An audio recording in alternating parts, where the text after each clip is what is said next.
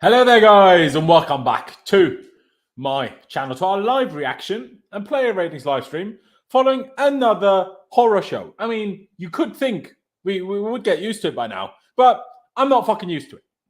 I'm just really annoyed. I mean, Price said he's even past the stage of anger. He's just like defeated. I felt that to some extent. In some moments, I feel like that. In some other moments, I just lose it. What is happening? I'm so concerned about what's happening because, and I've said this before, we're not going to sack Thomas Tuchel. I'm not even saying he should be, but we're not going to, whether we should or not. So what are we going to do? Because he seems to not make it better. He seems to pick players that are completely unfit and unready to play, just out of pure desperation, because nothing else is working. So he tries to sign his own mate. He's completely unable to play football. I mean, scared of every header, scared of every tackle, scared of shooting. I mean, I understand the headers. I understand the tackles. The guy's a broken jaw. He shouldn't be playing. But how that has anything to do with him not shooting, I do not understand. A midfield pivot of Kovacic and Mount. Kovacic, who apparently is close to needing knee surgery, all of a sudden starts 2 games in a row. What? What are we doing? We start the game well. Bottle chance after chance after chance, concede on a counter-attack, and then the whole team forgets how to play football. How is that possible? How does this keep happening? I don't understand, because people will say we were shit all along. We weren't. We were decent, good, probably, until they scored. And then nothing. Like at the very end, Reece James' shot and then Mount's shot. And that's it. That's it. We are so bad. Why are the subs today? They were so good on the weekend. Why are they today? I don't understand. I don't understand so many things. And we will need to talk about it. Whether Thomas Tuchel is in serious danger, regardless of Todd Boehly being in charge and him not having anyone about to help him find a new manager, even if he wanted to. Right? Shocking. Absolutely shocking. You know what, Pice? I'll start with you. And before I get to the super chat, I'll introduce you all and we'll let our initial thoughts flow, Pice. You said you're past the feeling of anger. It's just defeat. But are you worried? Like, are you starting to like, is Tuchel going to turn this around? Or like, I don't know anymore, man. Like I criticized Thomas Tuchel a lot over the last few weeks. People that watch this channel regularly are very well aware of this. But I was never in a case of where I'm like, he needs to be sacked. I was always confident that if he just wants someone that slaps him on the back of the head and he starts doing things normally and properly again, he will find things and, we'll be okay. But now, I'm not sure if I trust him to figure out anymore. And I know this is maybe a bit of an overreaction, but I just feel like if PSG's already 1-0 up against Juve, flipping fantastic. Pice, go on. Yeah, to be honest, I might make some of you feel a little bit better tonight because maybe on a couple of players I'll start ranting and raging, but I'm really not in the mood to do that. It makes me extra stressed out, and I do feel quite defeated. Honestly, I do feel quite defeated because I think in the short period we've had of this season, it has been a bit like that. It's been very jumpy. You don't know what you're going to get from Chelsea at the best of times, but under Tuchel this season, it is extremely choppy. And, tonight I didn't, I wasn't too like, I was more than happy that we couldn't actually do the final ball, find the final pass, find the right finish. Because I thought, we had all the ball, but it wasn't that boring. I thought we was attacking okay. We was getting in good areas. It was just the final bit. And that is extremely frustrating when you don't get anything at all from the game. And yeah, I think the most worrying thing for me, Laurenz, is Tuchel's conference. He doesn't seem to figure out he doesn't seem to know what's happening. He's saying, I'll analyze it. I'm not sure what happened. We had good training sessions, but it's like, well, he's blaming the hunger and determination again. He started to sound like Lampard's press conferences, bro. Like, you can't tell me, like, I don't rate certain players, but you can't tell me every single one of these players is making the wrong decision. Like, Sterling is a completely different player from City. That chance in the first half where he should have shot. Remember when he cut in off the left and he did like 3 fake shots and completely froze. City, he just hits that. Straight away hits it. Not even a question. Other instances. I mean, I can't. Trying to think now. My head's all over the place. There's so many times. Havertz, when he should have played through Broja. Why did he not play? He played really well, but why in that specific moment did he not play that pass? And it's like we were saying on the preview, bro. Remember the Man United game where Bruno played that to Rashford, right? Yeah. Things like that. Very, very, like a good ball, but very, it's simple in a way. You just have to do it. These players don't do it, and I don't know why. And he never, ever gets asked about it. And the bit I'm most worried about is I'm confused whether he knows why they don't do it. Like, why are we so shit going forward? Because even if we play well, we never, ever, ever make the right decision. There might be 3 or 4 games during the season if we're lucky. You can't even say only going forward. We played against a not particularly great team. They scored an easy goal on a counter. Yeah. They hit the bar, which forced an absolute wonder save from Kepa, which none of us knew he was capable of. Like, we were lucky not to lose by more, if we're honest. Like, we only figured out how to actually have chance at the very end, other than before we scored. And sorry to interrupt you again. Let me hit you with this stat now. Don't know if it's true, just reading it on Twitter. But someone here saying Zagreb hadn't kept a clean sheet in 10 games before today, while we didn't create a single what's officially counted as a big chance. Now, I don't know if hitting the post isn't a big chance and that shot by Mount isn't a big chance, but still, hadn't kept a clean sheet in 10 games. And in their whole history, before tonight, they've won 5 Champions League games. In their whole history.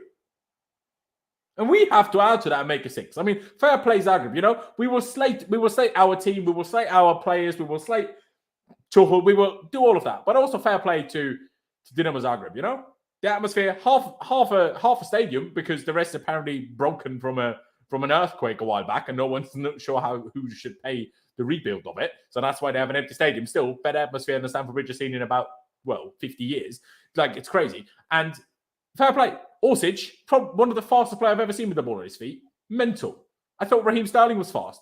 When I look at Raheem Sterling compared to Orsic, I think Raheem Sterling is Jorginho. It's mental. Like, Fofana is not slow. And Orsic was quicker than him with the ball. You know how crazy that is? Mental. But they hadn't kept a clean sheet in 10 games, guys. And against us, it happens. Like, what? Yeah. I mean, it was a typical smash and grab goal, something that we would never be able to do. Just because we would fuck that attack up as well. But yeah, I mean, other than that, I thought, the defense definitely is shaky. Koulibaly is not looking as good as I thought he would be, to be quite honest with you, lately. I think he's been a bit shaky. Thought Fofana was pretty good apart from that goal. He made a few good challenges when they were attacking, but yeah, I think the bigger problem, bro. I don't even know. I don't even know what the biggest problem is right now, because there is so many problems, and it's all bundled into one big shithole, basically. And that's why Tuchel was saying, we need to analyse it. But it can't be from, I just don't understand how it's different every single game. Like, I don't get it. Like, we can play completely negative, horrible football one game, or we can have a game like tonight where we actually do get in those positions and we still fuck it up. Like, how is it so choppy? That's what I don't understand. And I'm not a tactician. I'm not a manager. I'm just here to give my thoughts, and I hope it gets better. But right now, as you said, bro, the question to me, are you concerned? I'm extremely concerned. We shouldn't be negotiating contracts for a manager right now who, as much as I love Tuchel, how can you, how is this something to give a new contract for? I don't understand that. You have to be extremely careful. Mason Mount, you don't get a contract based on the last 2 years. You know what I mean? It's ridiculous. Mendy as well. It's extremely frustrating. It absolutely is. It absolutely is. I mean, sorry, by the way, ladies and gentlemen, if you see me looking up there, I've got the other Champions League games on up there. So just to help me through my depression. Do you know what I mean? Because Chelsea are causing that. Aaron, it took me a minute to get to you. Thank you for being here. I can only ask you similar questions. Are you worried? Are you angry? What is the emotion right now? Oh, thanks for having me on again, bro. Yeah, I'd say I'm pretty worried. Just watching the way that we've been playing, it's really not looking particularly great. When you think about the quality of opponent that we've lost to, Southampton, Leeds, and Dinamo Zagreb, they all are should be nowhere near our level, but have somehow managed to play in such a way where they've limited us and taken their chances and made us look like the shitter team. So for that to have happened 3 games in already into the season is a big concern. I think a lot of the players today were absolutely shocking. And I mean, I know you said we didn't particularly play that bad, but some individual performances No, we played really bad, just not until we conceded. Yeah, like across the 98 minutes, whatever it was, some stupid added time. We even got nice by the ref. Other than that, I think we could have had a pen. But where he got 8 minutes of injury time from, I will never know. Yeah, the 8 minutes injury time was weird. Also, that definitely was a penalty. He got pushed straight in the back as he's going for a header. So I don't know how the fuck he didn't give that, which was another ridiculous call. But yeah, like it was a really concerning performance to watch, because at the end of the day, this is the first game of our Champions League group. And last time when I was on a stream for the draw of the group, I memed myself and said we'd win all 6 games. And in the first game of the group, we've been done over by fucking Dinamo Zagreb. And that's not even the hardest opponent in the group. So if we played like this against AC Milan, they'd absolutely tear us a new one. So we really need to get our shit together and like ASAP, because I don't know what is going on at the camp, but it's not looking good at the minute. Absolutely. I mean, it's such a big issue. By the way, ladies and gentlemen in the chat, I mean, we have nearly 400 people here already. So if you're new here, please be sure to subscribe. That'd be massively appreciated. At least help me get over this a little bit. Smash the like button as well. That helps me spread these videos and live streams out to more people. I mean, maybe I shouldn't even say this right now, but if we still want to top this group, which we should be topping this group, Like, finish second. We not, might even finish third. Even if we win all other 5 games, there's no guarantee we're going to top the group. We're going to go Europa League. Fucking hell. Drop down to the Europa and win that. No, we're not going to win that, because in the Europa League, there's even more shit teams after us and we can't score. We'll lose to like Villarreal if they're in it or some shit. We'll lose to flipping Steaua Bucharest in round of 32 is what we will do. I don't even know. No, man, I've just had it. I've had it. It's up to here. Like, what are we doing? And we need to talk about a few things. We'll get the lineup up in a second, but a few things. Thomas Tuchel. All game, my man sat on the sidelines. I mean, obviously the camera isn't there all the time, so maybe I just haven't seen it.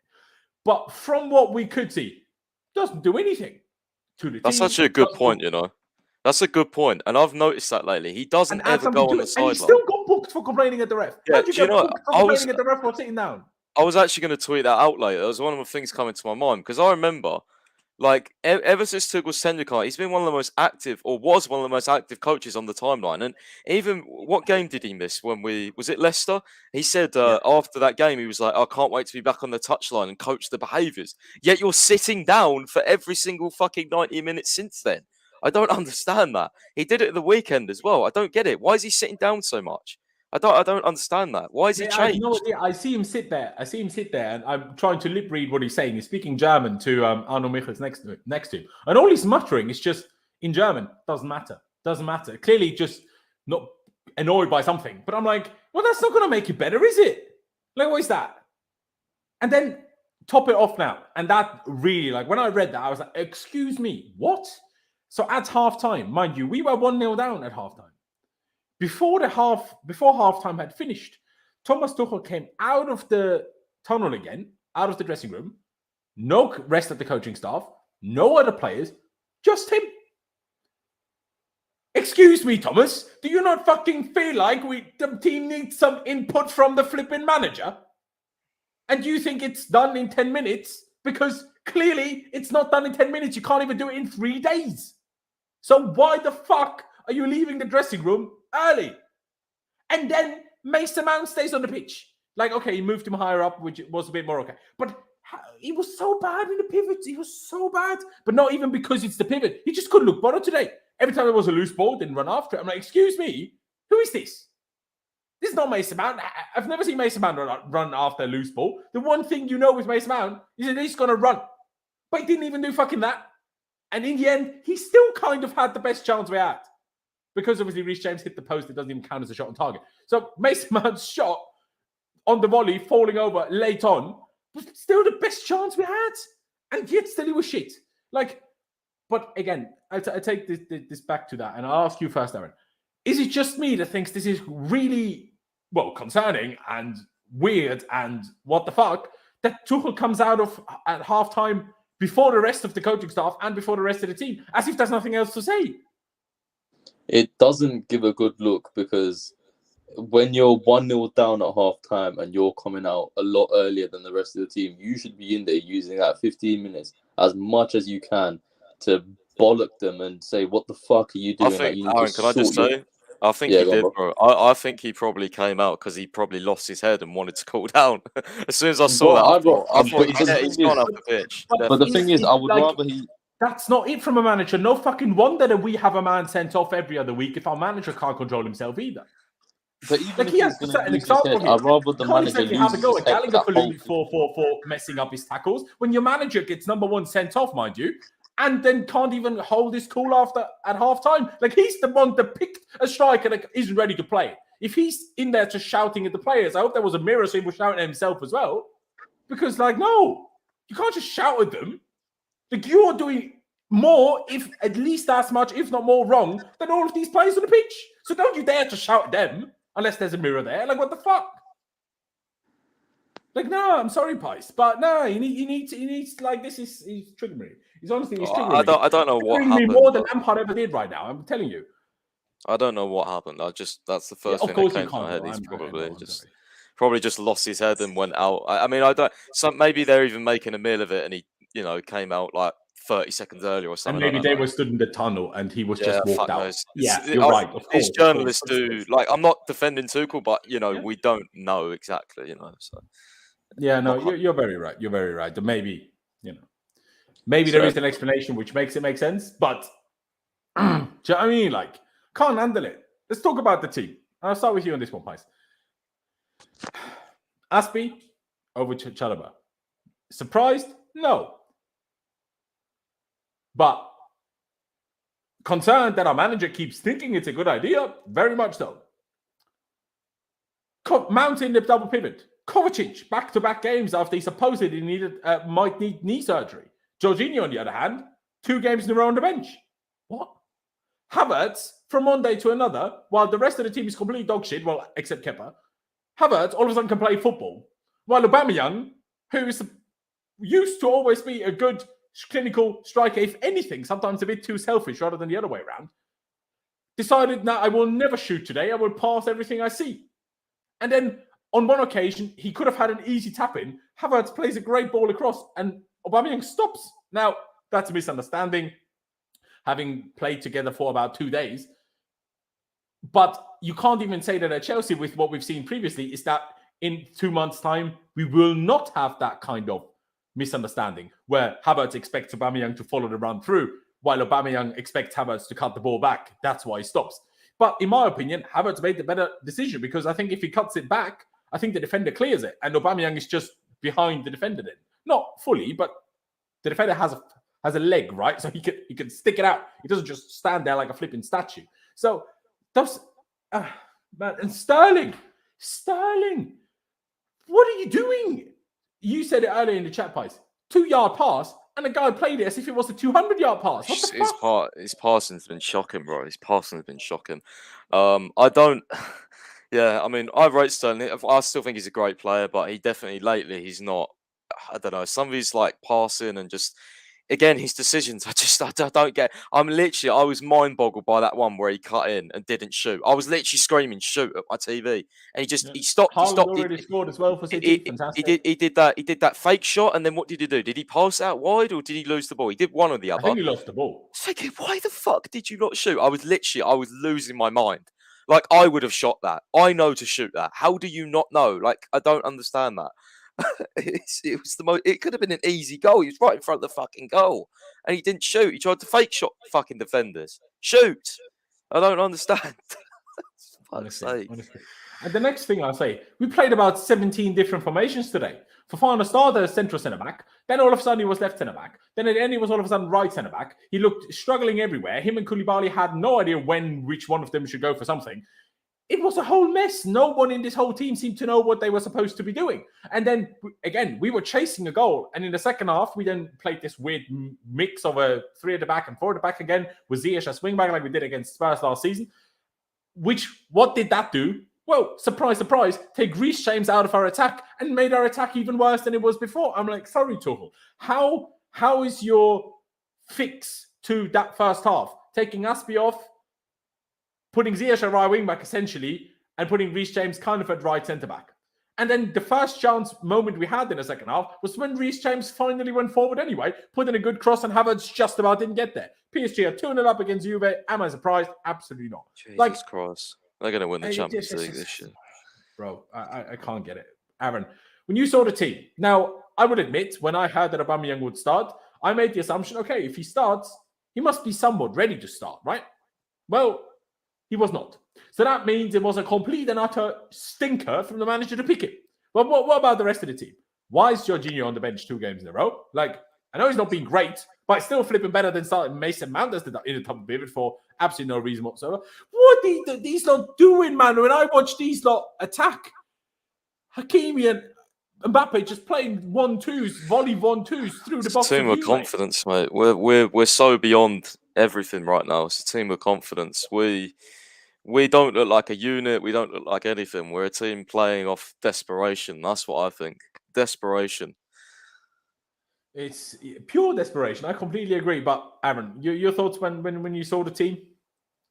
When I saw the lineup, I was so confused. I don't know if it was just me, but I couldn't work out why the hell he'd picked the team, because having a double pivot of Kovacic and Mason Mount made zero sense to me. Kovacic is apparently on the verge of needing surgery, and he's starting 2 games in a row, but you've got Jorginho sat on the bench, who is obviously more fit than Kovacic to play, but you then go and play Kovacic, and then to partner Kovacic, if you're going to play him, you put Mason Mount, which then doesn't really make sense as to who's going to hold, because why would you want Kovacic holding when his best ability is taking the ball forward?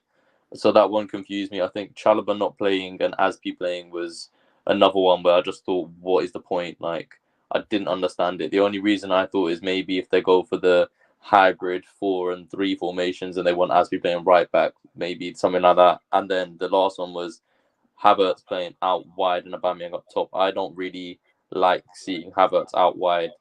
He's not been the best in the central positions, but out wide, normally he doesn't really offer much. So I didn't really understand playing Havertz out wide and then Aubameyang up top. But he was probably the best player we had today. And that's the weird thing about it, because normally when he plays out wide, he's not particularly Celtic great. just hit the post against Madrid. Bloody hell. But yeah. I'm sorry. I've just said someone on Twitter that's pissed me off. All right. Either tell us or put the link. All the players, apparently every single player went straight down the tunnel and didn't clap the fans. And you know how much that triggers me. Oh my God. So they've all the fans have flown out to Do you have any Croatia fucking shame? Chelsea fans travel to Croatia and you don't clap them. Oh, it's my biggest That pet is peeve. shameless. People on stream know this. This pisses me off more than anything in football. And rightly so, bro. And maybe not more than anything, but it's rightly so pisses you off. Absolutely. It's... My God. Pice, your reaction to when we saw the team? I mean, it was very front-footed. I didn't really... The only thing I had a major problem with was that midfield. I looked at it, I was thinking that is possibly the most unbalanced midfield pairing I've ever seen in my life. And I thought maybe he got it wrong and maybe it was like a different formation or something. I was like, surely he's not playing. Like, Kovacic is a 6, cool. Like, he was picking up, beating the press and things like that. It was still unbalanced, though. Like, you got 2 box-to-box players in fucking midfield. I don't understand it. There was one moment where Kovacic had 2 players around him. There was no one in the middle to pass to by the touchline. Mount was at right wing. There was a huge gap in the middle with no one there, so he just lost the ball because there was no one to pass to. And I saw people blaming Kovacic for that. I was like, are you losing your mind? Like, it was completely... Our positional awareness was... And just the structure was complete dog shit, I thought, in midfield.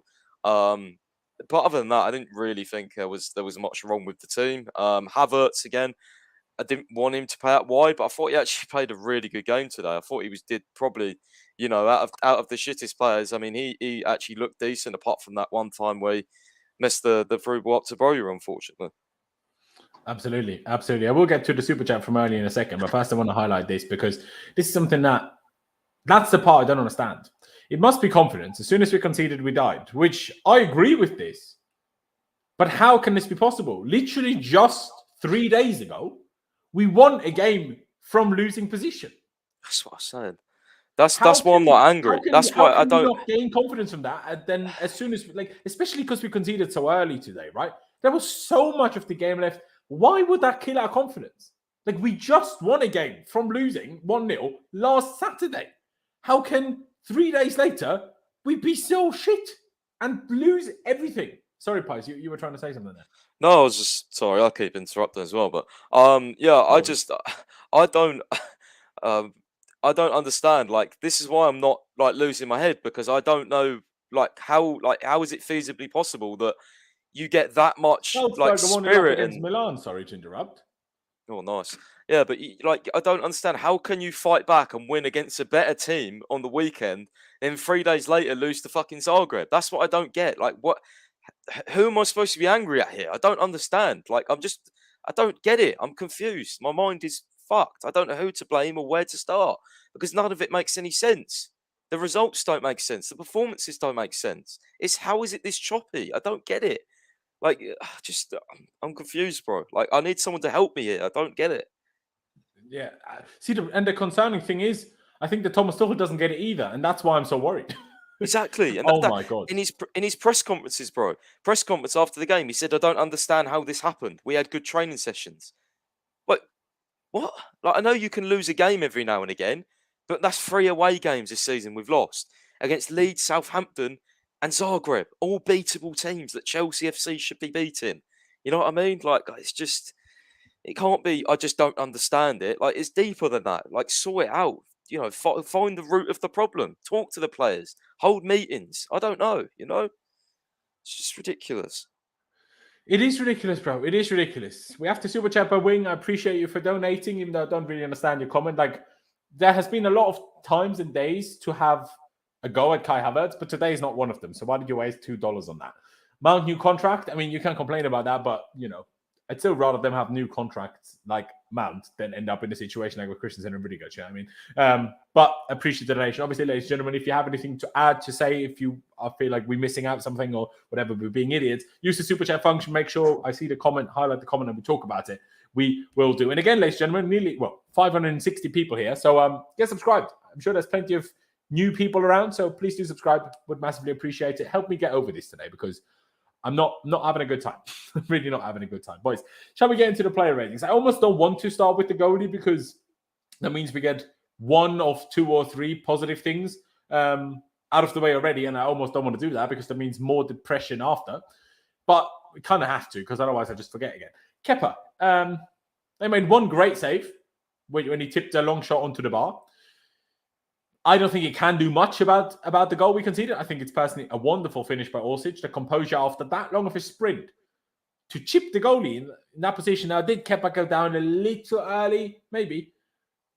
But I don't think it can be held like that. You can't be blamed for that whatsoever. There was a few occasions when Zagreb tried over the top balls where Kepa was so quick out of his goal, when I was like, I swear if Mendy's in goal, we probably concede here, because there's no way Mendy comes out of his goal for that.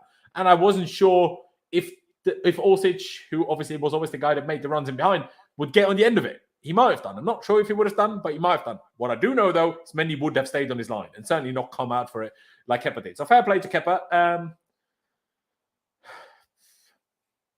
There's not really anything to fault Kepa for, is there, Aaron? So we could go quite high with this rating, but do you think we should? Yeah, I think so. I think when you look at the performance overall from Kepa more than anyone else, he really didn't do anything wrong. Like, for the goal, he couldn't have done anything, I don't think. It's just a freaking very good finish by Orsic, and that's more down to the fault of Koulibaly and Fofana's communication problems, and both of them going for the ball rather than Kepa doing anything. And then, of course, he made that great... Can I quickly disagree with you here? Because you're right in that is the end product problem. But the problem in and of itself was, why is our back 3 against Zagreb, who are only good at one thing, counter-attacking with Orsic, in the opposition's half? Like, you're just asking for trouble. Like, I know you need to push up, make the field smaller, make it like we try to win the ball back early. I get that. But if all 2 of our centre-backs storm out trying to attack the long ball and they miss it, again, when their winger is as fast as Orsic is, what is that tactical instruction? Like, we can have a go at Koulibaly for missing the ball, but that happens. Like, he didn't miss a ball that was on his own. He missed the ball against somebody else, right? And Petkovic, their striker, won the header. That will happen. It's football. You can't win every duel, right? But then why put ourselves in a position where we give Orsic a full half to sprint into with non-Chelsea players about and Fofana trying his hardest to catch up with him? Like, surely as a tactical starting point, it's already complete shambles, right? Yeah, as in when I said what I said, I think I meant just more towards like the foot. Oh yeah. Not I'm thinking not about trying all to of say the you're before, wrong. like I'm the just main. trying to almost highlight a bigger picture. Yeah, it was ridiculous. Like the defensive line was so high that the striker winning the header before Koulibaly, when he won that header and sort of knocked it forward, it meant Orsic was pretty much 1-on-1, and he had the sprint of Fofana, so it was only going to really end one way from there. But if the defensive line was a bit either Fofana takes him down, takes a red, or he goes for the finish, and then we have to hope he doesn't score, but he did. with the amount of red cards we've been getting lately, that would have just added to our problems having Fofana out for 3 games. So I think it's more so when I say like with Kepa especially, I don't blame him for that. That's more like a defense midfield sort of issue. But just keeping it to Kepa because we're trying to rate him, I think I'd give him probably an 8 because the reactionary speed that he had to just come off his line when he needed to, and that was like a bit of a breath of fresh air because we don't tend to get that with Mendy. So seeing him actually alert to the situation and coming out of his line early and actually getting to the ball, it was kind of nice to see. I don't think his distribution was great at times. I think there was a few times where he went to like clear it out, try and find somebody, and it just went straight to a Dinamo Zagreb player.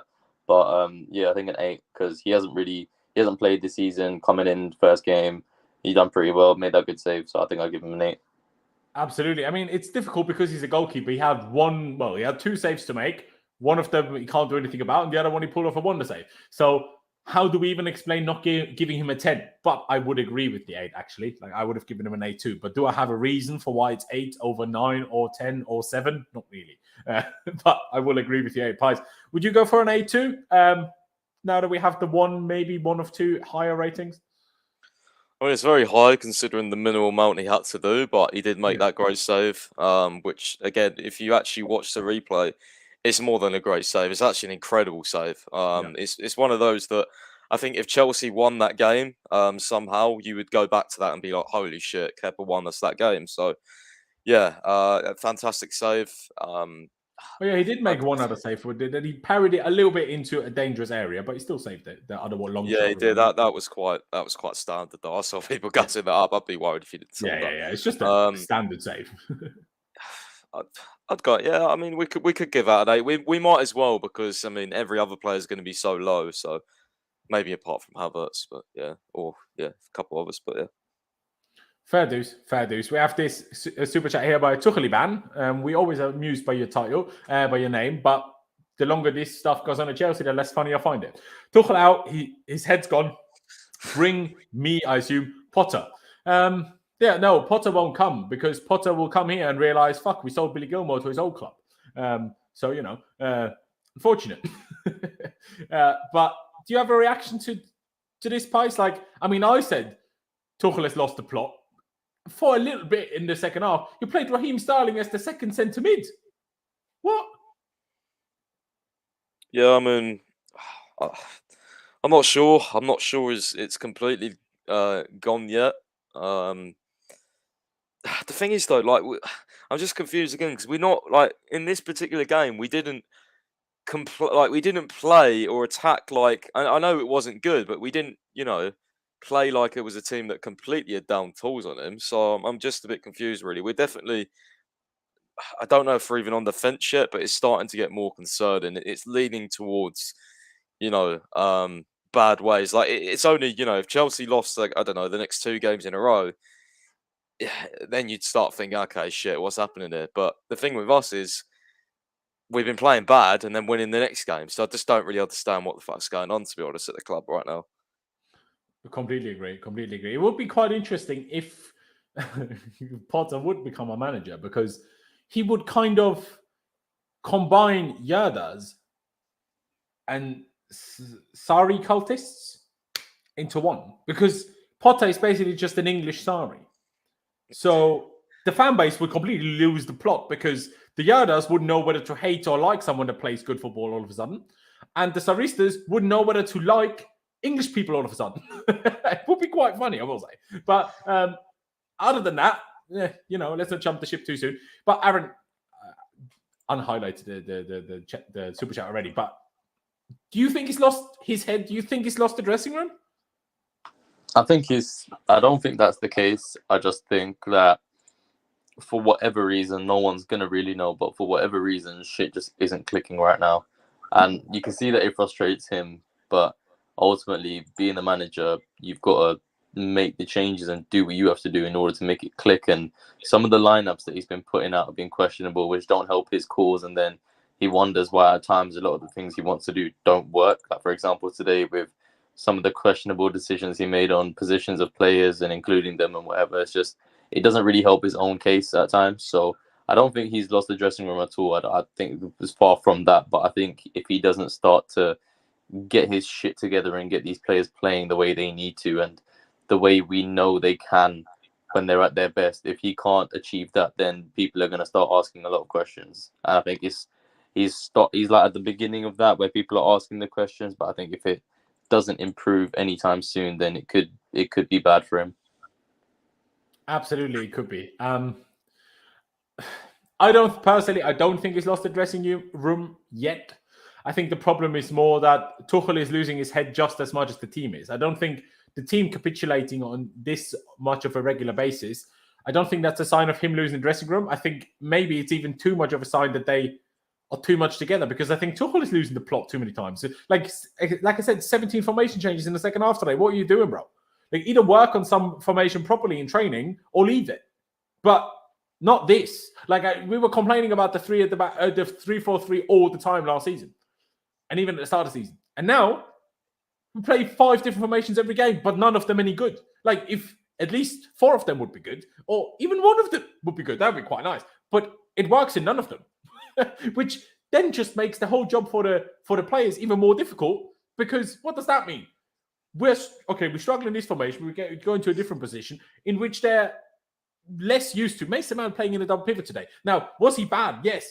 But is anyone surprised that in his first game, he in a new position, after we know that our team consistently capitulates after we concede a goal? Was anyone surprised that he was bad at that? No.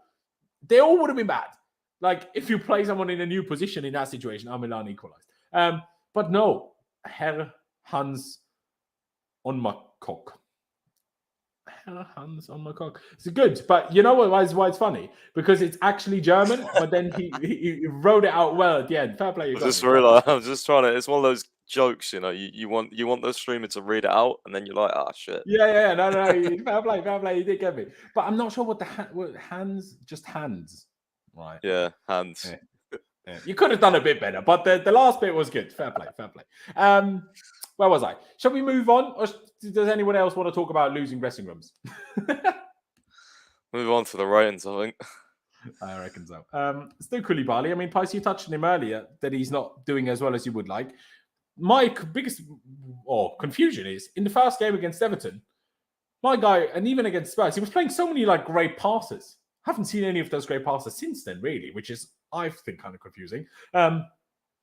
Now, should he have done better for that header with Petkovic before we conceded? Maybe yes.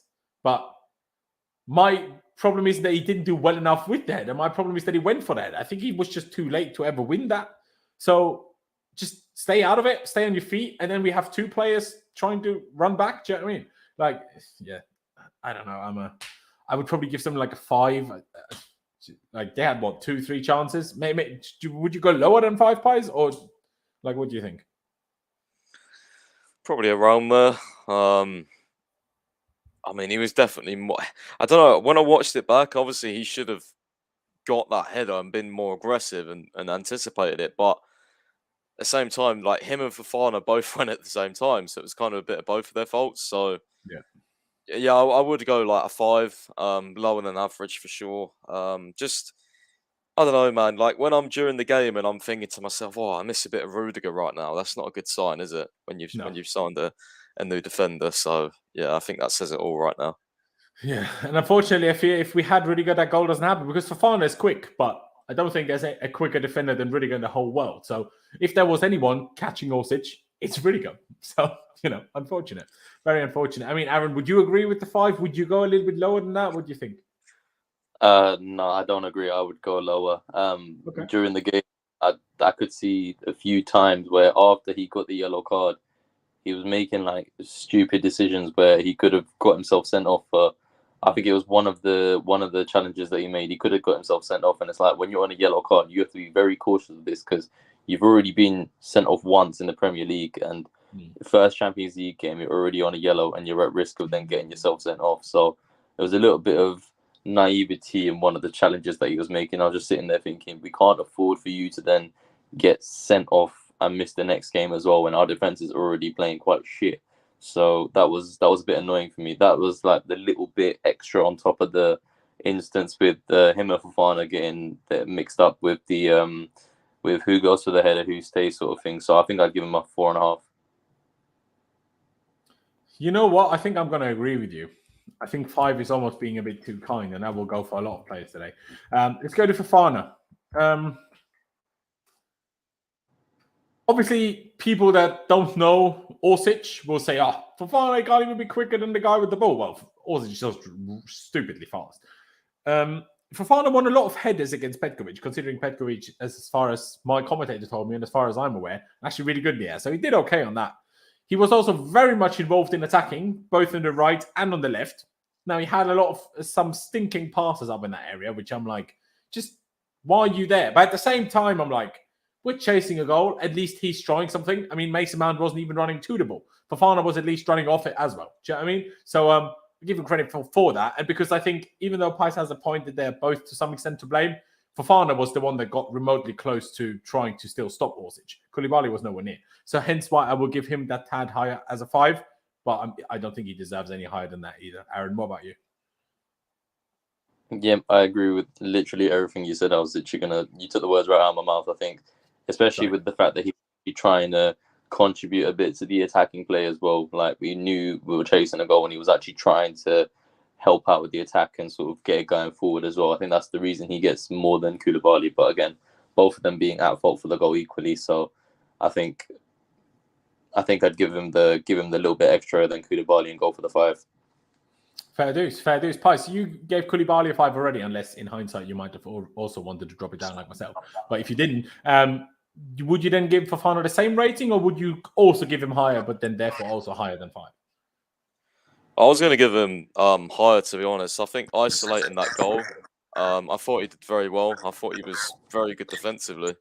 Actually, he made a lot of really good tackles. And the only reason I'm not going to go higher than a 6 is because I think his passing was not great. There was a few times he lost the ball, and I think he can be more progressive.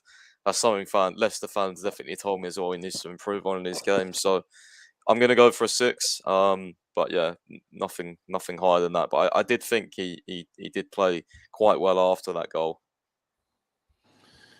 Yeah, I see that's the problem. I don't fully even disagree with you, but I just don't want to sit here again and we all class it as a horror show, and then we sit here with too many like 6s and shit. I can't. I don't think he was the problem personally. No, I agree with you that he's the problem, and not the problem. But at some point, we have to worry that if our whole team on a regular basis capitulates, this isn't just an individual's problem. This isn't just Mount's fault, or just Sterling, or just Aubameyang, or just Aspie being washed, or just Koulibaly mistiming a header. The fact that we capitulate so badly. That was just a really bad tackle on Neymar, and I'm trying to figure out whether he's completely diving and making it look way worse than it is, or whether he actually broke his foot, because he's acting like he broke his foot. See, but do you know what I mean with that, Pais? At some point, we need to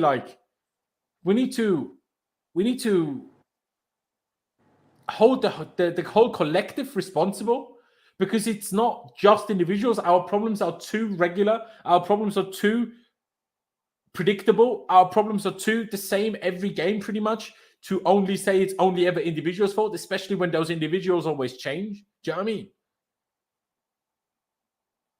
Yeah, no, I do agree. I just think, 6 for me is not high anyway. Personally, there'll definitely be more lower ones, but yeah, I do agree. 6, 4 flat 6, right? What's that? You said a flat 6 for Fofana. Yeah, flat 6. Yeah. There you go. Okay, 5.5 in the end. Then Aspie obviously hooked at halftime. I don't understand why he started in the first place. That one pass he tried to Mason Mount 25 yards from the opposition's goal was probably the worst pass I've ever seen. Now, I know it was competed with by Raheem Sterling's 2-yard pass that he overhit so much, but Aspie did that with the person in between them and basically just passed it straight to the opponent. I'm like, excuse me. And then we were hit on a counter, and you could even feel the whole team was like, what the fuck? How did you just give the ball away? Because no one looked bothered to even run back because everyone just seemed annoyed. And like, this is the problem in the first place. This is our captain that gave the ball away. And the team looked more annoyed than busy running back. I'm like, if that's with the imagine, think back to the times of John Terry being our captain. Imagine he gives the ball away and then he sees no one in the team running back basically to help out. He would behead the lot of them. And he'd be like, well, Roman, we need 11 new players because I killed the rest. What can we do? Like, he genuinely would. And what happens with Aspie? He's hooked at half-time because he can't hack it. And is it purely his fault? No, of course it isn't. Why do you put Aspie, who we all know in the last 2-3 years is getting slower and slower and slower, in a position against Orsic? Manager. What? We were talking yesterday in the press conference. We're not sure about Aspie there with Orsic. We weren't sure with Chalobah either. That's why we might have wanted to put Fofana there and stuff. What does our manager do? Put Aspie there anyway. Did you ever see him be good defensively? No. Did you ever see him be useful offensively? No. He was just hooked at half-time. What was the point? You just wasted a substitution, Mr. Tuchel. You just wasted it. I'm so triggered, honestly. Aspie gets like a 2. Still better than some others just because, well, he just wasn't as shit as some others. He at least tried, as he always does. But that's the extent of it, honestly. Pice, would you agree on the 2? Am I being too harsh? I don't even want... maybe I'm even being harsh because it's not even Aspie's fault, do you know what I mean? Yeah, I mean, I don't think you're being harsh in terms of rating him. I mean, I do agree with you in terms of, like, you know, he always tries, but he's been so past it for a while now. And I just, again, it's another one. He plays based off reputation and because he's captain, not because he's any better than Chalobah. We should be playing Chalobah. I don't care if Aspie's experience. You can't tell me Chalobah would have been worse than Aspie today. I don't agree with anyone who would say that to me.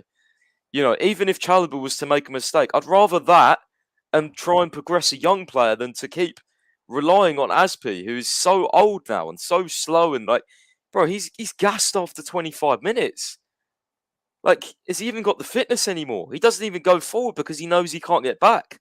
Like sometimes, you know, Reece James, I know he was the right wing back. He's supposed to not go forward, but yeah. No, but there's still times where, like, a Chalobah, bro, he would... You know, there was times where Reece James was kind of on like the halfway line, needed a simple overlap to progress the ball. Aspie just stays in centre back. It's like, yeah, I know realistically you shouldn't be doing that, but you know, when a game like this, he just doesn't even try. Like, I don't, because he knows his limits now. He's got limits, so I'd go over 2. Yeah, it's a very low rating. I love the guy, man, but I can't like keep. You know, it's annoying because these performances make me not like the guy because he's affecting our team, and I don't like that. He's doing a bit of Ivanovic, where like they should have just the club. Yeah, like know your limits, man. Why did we just let him go to Barcelona? I don't understand. Why did you beg him so much to stay? Like, and asking him why the striker is going to work. Well, how is he going to know? Yeah, that was ridiculous. I don't understand. Call the old managers. Don't ask Aspie. Like, do you know what I mean? I'm sure Lampard will pick up the phone. Not as a manager again, by the way. That's not what I tried to say. Before we get to the super chat by Richard, Aaron, 2 2s for Aspie. Would you agree with that, or what would you give him? Yeah, I'd go with that as well. I don't know why he played. I genuinely don't understand it. Like, you've got one of the fastest players I think I've seen in a long while running down that side, and you put your aging centre back who does not have legs. Like, what are you expecting? I don't understand. What was he expecting? No wonder he got hooked at half time. It was so stupid in the first place. Like, I didn't understand. There is no way anyone can say that Chalobah would have done worse than Aspie today. Like, there's no possibility Chalobah would have done worse than Aspie. So I'll definitely give him a 2. I think the pass that you were talking about, I remember that as well, just not being great. And even then, I think with the goal, when you see the position of where Aspie was, he was basically like in the midfield, starting to go further up, more towards the nearer to the box. And then when we get countered, he hasn't got the legs to run back, so we're basically 2v2'd. because you can. I think it was. I'm not sure if this is correct, but wasn't it Orsic ran as they're counter-attacking? Orsic just runs past Aspi. I couldn't tell you if I'm honest, mate. That's one thing I always hate about goal replays, especially when they're like counterattacks. They don't go back far enough to actually see where the problem happened, because I don't need to see him sprint the 50 yards. There's not much to add to that. He's just sprinted 50 yards. I just have to watch it again now. Fantastic. But I have no idea what happened before. Again, this replay also didn't start early enough to see when he ran past Aspi, but go on. Yeah, but I was just he done. I don't think he did anything good in the 45 minutes, so I'll stick with the 2 as well. Fair play. You know what? Maybe this is just me being ignorant, but I was of the assumption, and maybe that's poor from me, but I was of the assumption that Orsic might be a somewhat talented player, right? Just like relatively young. Turns out he's 29, used to play in Italy back in like 2013, played in South Korea, played in China. Then he came back to Zagreb and he's now a superstar. No idea how that's possible, but fair play to him. I will say fair play to him. Before we move on to the wing backs, let's get to the super chat by Richard Grace. Appreciate it as always, man. He says, I've said this since Tuchel came. He has no clue how to put together an attack. He's a defensive coach and he's failing at that now. Now, I'm not sure if you said that from the beginning. I'm not sure how you would have said that from the beginning. That's not factually true, though. I mean, if you watched our Champions League run when we won it, we was playing some fucking fantastic attacking football. We was creating like 3 or 4 XG a game in those knockout games. It's some of the Premier League games, sure, but we've not always, like, he's not, you know what I mean? He's not had no clue the whole of the time. Like, we have had a very good, like, I will say the Champions League run came only just after we sacked Lampard, so maybe that's why we could still attack. But the confidence only lasted so long, and it's a shame. Like, I want that Chelsea pack, man. I don't know where it went. It's sad. I don't know where it went, but it's certainly not here anymore. That's for flipping sure. Aaron, what's your reaction to this super chat? I don't know if you've ever seen a show on YouTube called The Big Six, but it's like a football show with the top 6 representative from each club. And when they get a super chat that is just ridiculous, all they say is, thank you for the super chat. So that's just my reply to that. That's all I have to say about that. Just thank you for the super chat. See, now at Chelsea, I don't think he's necessarily completely wrong. He doesn't seem like he knows how to put an attack together. And he seems like he's a defensive coach. But maybe if we give him another year, maybe by the end of it, you will say he isn't good as a defensive and an attacking coach, because he keeps going like that. That's it. But then with what he said, I've said this since Tuchel came, which is bollocks, because when Tuchel came, he said it, but at the time he was just then wrong. He won the Champions League with a bunch of bums in attack. So for him to win the Champions League with a bunch of bums in attack and play the kind of attacking football that he did, I don't know what this guy's on, but I don't agree. But it is what it is. Fair play. Let's get to the wing backs then. Start with Chilwell. Had an assist for Aubameyang, but obviously was probably a yard offside. It was a fair play offside. I don't even really know what to give him. I don't think he was that bad. He was trying to make runs. Sterling overhit a few passes to him. He had that one assist. Yeah, sure, he was a little bit offside, but I mean, he can only time his run from wing back. Like, he started his run like 15 yards before he was offside, right? So like, can't exactly stop halfway through, otherwise all the momentum's gone. So I don't think Chile was the problem today. He was subbed off. Did it make us better? No. If anything, Cucurella was way worse, if I'm honest. See, this is why I have a little bit of a problem with Pies giving Fofana at 5. Because at 6. Because we had 3 or 4 occasions where we were actually tested defensively. Otherwise, the centre-backs weren't even involved, right, really, in play, other than passing the ball sideways to the wing-backs or to each other. Chilwell was probably involved, and I think he was better in a way than Fofana, but I don't want to give him a 5.5 or 6. So I'm probably going to give him a 5, but I don't think he was like really bad, if that makes sense. Pies, what do you think about Chilwell?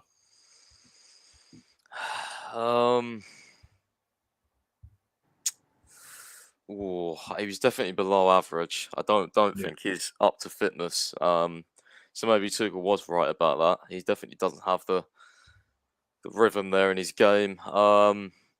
Yeah, 5. 4.5.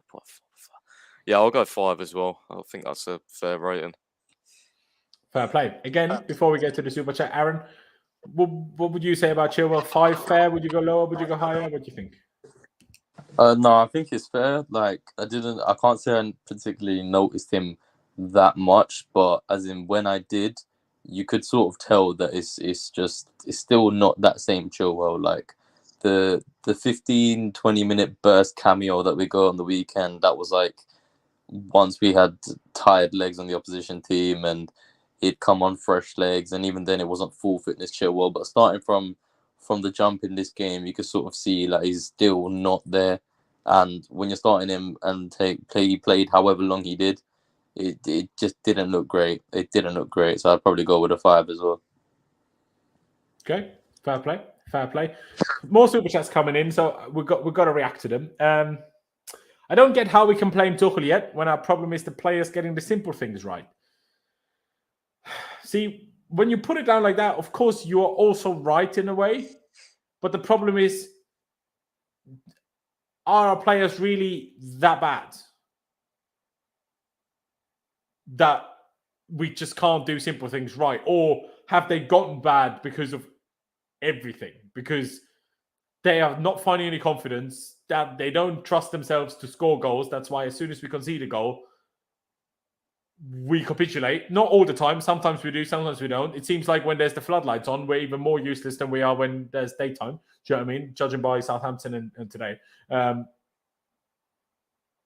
mean, Pice, when you read that, he's not wrong in a way. It is also the players doing the simple things wrong or not doing them right, shall we say. But the thing is, Tuchel is also not doing the simple things right. Because, I mean, he started Aubameyang and was clearly not ready to play. That's a simple thing for a manager to get right and not right. Do you know what I mean? I literally did a tweet which described my answer to this earlier. I said, in one way, Tuchel can't wave a magic wand and start making them complete simple passes. But at the same time, there's no way all of these players are this bad and are making these wrong decisions all the time. Like, I don't even know who or what to blame anymore, is essentially what I put. Because, you know, you have to look at the training ground. You have to really start to think, do they work on attacking situations in the training ground? I don't know. Do they work under pressure attacking situations? Because of course they'll do attacking drills, but are they putting them? You know, are the coaches putting the attackers that are going to start the game against Fulham? Are they going to go on the training pitch and put them against the defenders that are going to start in attacking situations and really test them? I don't know if they're doing that, and it doesn't seem like it because some of these things are just inexcusable. Like, how can Havertz physically not pass that ball to Broja? Like, it's like. No words. I don't know. I don't know. You have to question a multitude of things. Like you just do. It can't just be the players are shit anymore. It's gone on too long. I do agree. Richard followed the super chat from earlier up saying, during a Champions League run, we played a 4-3-3. Tuchel tried switching to his system during the season and it failed, so he stayed with 4-3-3. Now, I hope that this is just a typo and on both occasions you meant 3-4-3 because we didn't play a 4-3-3 and he didn't stay with the 4-3-3. And I don't know what his system was supposed to be at that time. But we most certainly didn't play a 4-3-3. If you played a 3-4-3, maybe. But yeah, sorry, Richard. Not sure if you've had a stinker in your head or whether you just typed the wrong thing. But let's go to the other side, right wing back, Reece James. Now, before I talk about the performance, we're talking about him as future Chelsea captain. Him or Mount at the moment, I feel like more him. But then when I see this situation with him and Ziyech at the free kick, he clearly wants to take it. Then Ziyech takes it. And you see James stood there absolutely fuming. If you're a future captain, you do not let Ziyech, after the stinker he's had from the bench, take that free kick from you. So, Reece, I need a bit more dominance within the team as well. But obviously not his fault that Ziyech put the free kick in the wall. But what did you make of his performance and how would you rate him, Aaron? It's difficult, like I do get what you're saying as well. Like literally a few minutes before that, Ziyech put one in the wall and it was such a tame effort. And then we get a free kick in a similar position and you're thinking, right, you're going to change who takes it to try and get a different outcome. But he didn't enforce himself in that situation, which meant Ziyech took it again.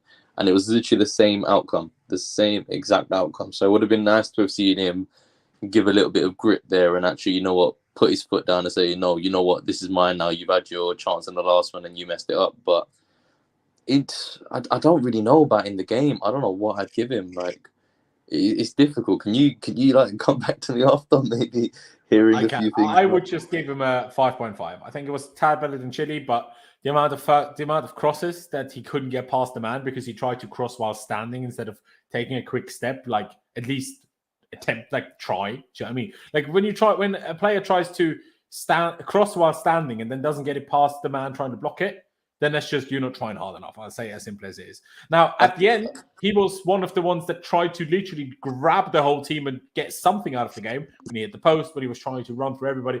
He was trying as one of the only ones. So that's why I'm tempted to give him a 6.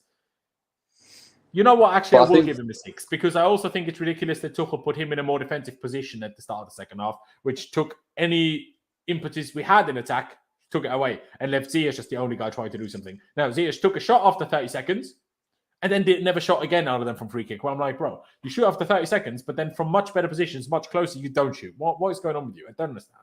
But okay, I'll give him a 6. I think with I'll let you wait until the end. See if Pice helps you out a little bit as well. Pice, do you think 6 is fair? Do you think 6 is too high? What do you reckon? I'm going to go lower because I have higher expectations. I think some of the crosses were inexcusable tonight. I think I even commented in the chat how many times he hit the first man. He did put a couple of good ones in, but I definitely have high expectations for Reece. And I know he hit the post, but that was late on in the game. And I just think I have high expectations for him, but I also do feel a bit sorry for him because I think we over-rely on a right wing-back, right-back way too much. Like, Reece shouldn't have to play outstanding every single game. But it is what it is. And he is a special talent, so he should be performing at a top level pretty much every game. So I'm going to go over 5 just because of my expectations for him. Okay. Aaron, what about you?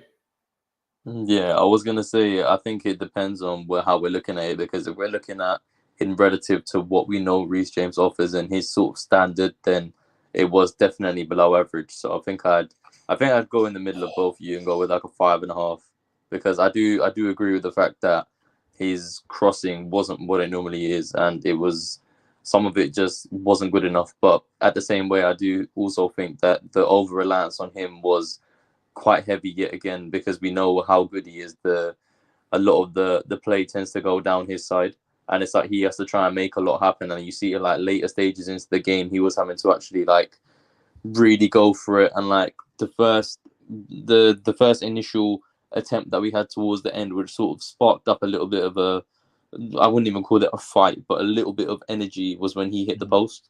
So I think I'd give him 5.5. Fair, yeah. I do agree with both what you're saying. The reason why I went 6 in the end is number 1 for certain other race that we've given in Chilwell, Fofana and stuff.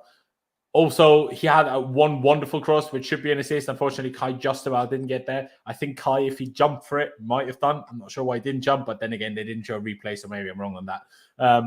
But yeah, there you go. Rudiger has also come on for Real Madrid, I think, at halftime, playing right back. So I hope he's having a lot of fun there, mate.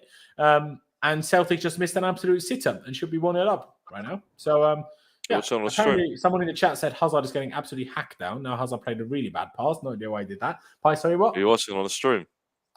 I have like something so-called as a conference on where they switch between all the games that are happening at the same time. When there's a goal, they switch to it. Or yeah, so stream kind of, it's via the zone. But yeah, oh, actually no, telling a lie, it's Sky Sports, but Sky Sports Austria. Regardless, not Mason man. Let's do Kovacic first. You know what? I just give him a 6. I don't think it was bad. I don't think it was good. I don't understand why he played if he's close to needing knee surgery. I don't even want to say much more. We got worse when he came off, but obviously he had to come off because of his injury. So therefore, again, why did he start? Would have much rather had him at the end, because it's not like it would have affected anything from the start. So yeah, I just give him a flat 6. Aaron, what about you? Yeah, we know that he's not fully match fit, so he shouldn't have even started the game to begin with. But I think he was pretty average. Like, I think even more so the fact knowing that he's not like at the races fully fit, but he was still managed to hold the ball and be press resistant and try and move the game forward a bit was still encouraging to see, but it wasn't enough. So I think I'd give him a 6. Okay. Maybe we're being a bit nice because we all like Kovacic because he's come back No, from injury. I but don't know. But I think like, you it's have to not look like at the it's not like fact that Zagreb got through our midfield often. Like, I know we're going to criticize Mount in a minute as well. It's not like they actually did. Like, how many real counterattacks did they have? 1? And 9 times out of 10, they were long balls. So that didn't even have anything to do with the midfield because they played it from their defense over our midfield to our defenders. So it wasn't even necessarily directly the midfield. Yeah. But then I also, that's I why I'm think giving him that. I think Go on. having Kovacic as the sitter and the pivot as well kind of hindered what he could do. Whereas if it was, say, for example, a Jorginho next to him rather than Mason Mount, and he had that sort of license to actually travel with the ball without having as much defensive responsibility on himself, then he probably could have done a lot more. Absolutely. I think if he was the more offensive of the double pivot, obviously I would have required him to do much more going forward. But that wasn't his job today. His job today was, recycle the ball and stuff. And that he did that. So that's why I'm just giving him an average 6. Pice, what about you? Yeah, I mean, you pretty much said everything. I was going to give a 6 or a 6.5 just because I thought he was very good on the ball, but I'll give a 6 just because of the overall result. But yeah, I thought he played decent, definitely limited as to what he could do. But yeah, don't think he was bad. Don't think he was amazing. Just thought he was decent. So I will give a 6. I'll give Fofana a 6, and I think he played pretty well after the goal. So I mean, maybe Kovacic should get a 6.5 for me, considering he wasn't at fault for a goal as such, or even involved in a goal. But I mean, you guys have gone 6, so I might as well go 6 as well. Fair dues. Now, Mason Mount is a tricky one because until the last 10 minutes, I wanted to give him a 0. But then obviously had that cross to Havertz, which Havertz header. I don't know how that Lubic or whatever, Austrian-born but Croatian roots, plays now in Zagreb. What is all these Austrian-born Croatian roots players? Kovacic, Lubic. And how did he get that blocking to Havertz's header? I don't know. I mean, would the keeper have saved it? Maybe. But that was a great cross. And then his volley was the best real chance we had all game, really. Well, we would have had much better chances at the very beginning, but Aubameyang always decided to either not run or not shoot. But I will say as plainly as it is, I was going to give him a 0. I gave him 1 point more for the cross, 1 point more for the shot, so he gets a 2, but it gets no higher than that. My guy wasn't running after balls. I mean, you were mentioning it in the group chat, Pice. Kovacic played a through ball when we were trying to counter-attack, or we just won the ball back around our box. And he's just in front of Mount, and he's not even running for it. Then that Chile tried to back heel to him to get past the defender running after Chilwell. The defender didn't even realize for ages that the ball went behind him. And you see Mount in the background walking. I'm like, you could have got to that easily. Why are you not running to the ball? And that's like Mount has bad games. Like, it happens, right? He doesn't always do the perfect things technically. But you will always, well, I say always, outside of, for example, today, you will get the hard work, you will get stuck in and stuff. But he wasn't doing that today. Most of what I saw him was being arrogant when players fell over and they're like, what did I do? Or like trying to shoulder barge people. I'm like, bro, we're 1-0 down. You're playing like an absolute shit show. Have done all season. Don't give it a big one. Don't pretend to be like, don't do a Hakim Ziyech here. Like, what is that? Absolutely unacceptable behavior, that is. Dreadful. But again, had the 2 big moments other than Reece James hitting the post at the end. So I have to give a little bit of credit for that, but I also have to criticize everything that happened before, which was really bad. Pice.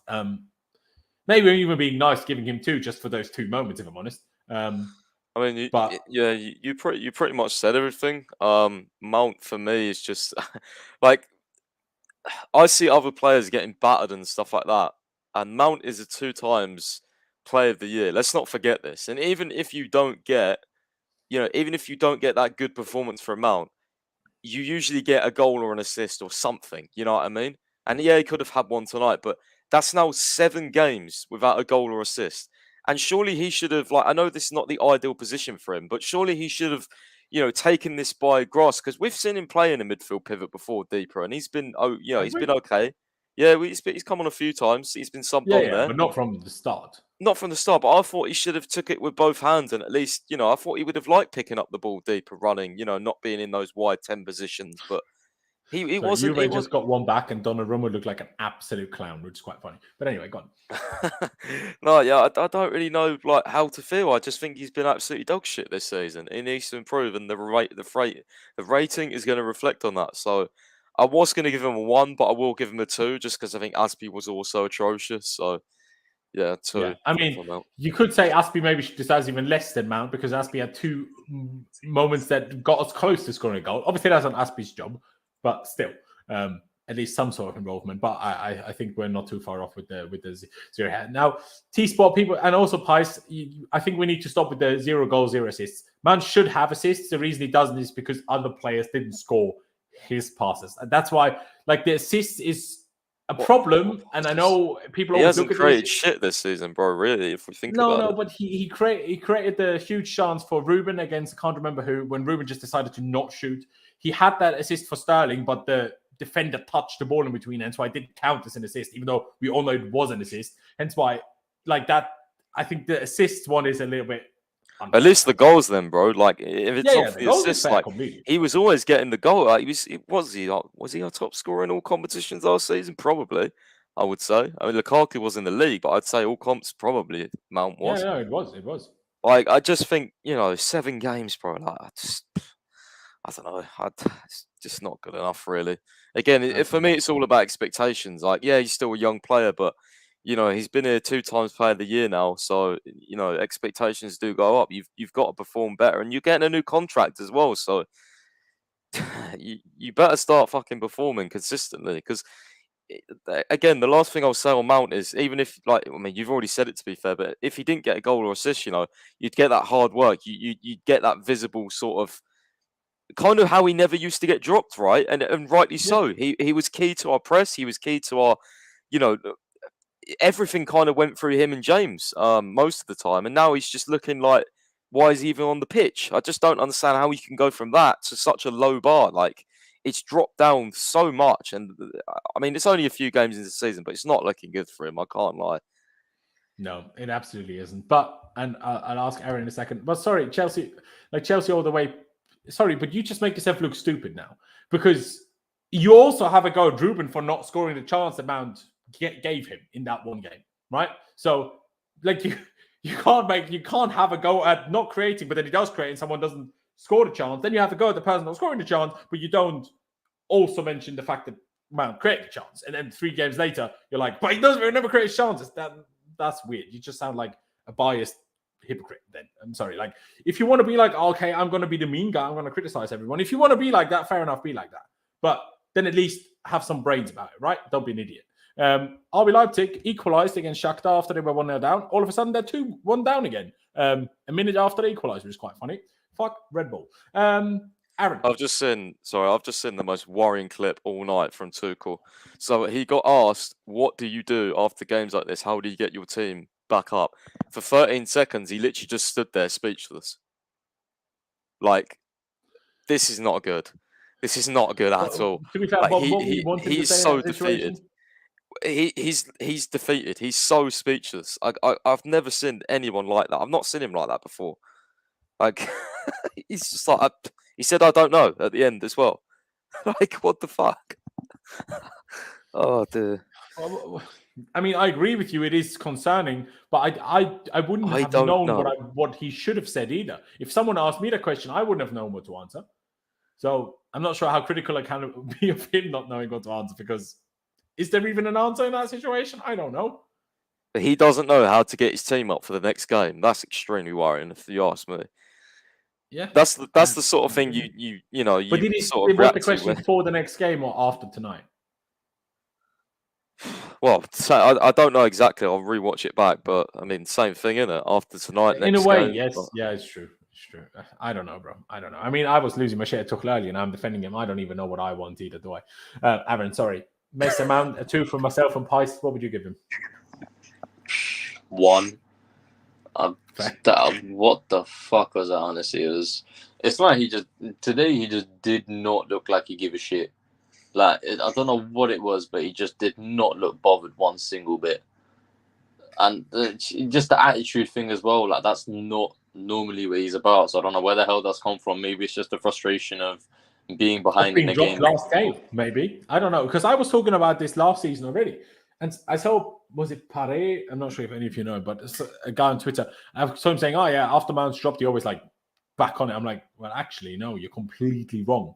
I already said this last season. Every time Mount's dropped, the next game after, he's bad again. That's what it felt like today. Just look, I was dropped last game. I'm not going to try now. That's what he looked like. Can't lie.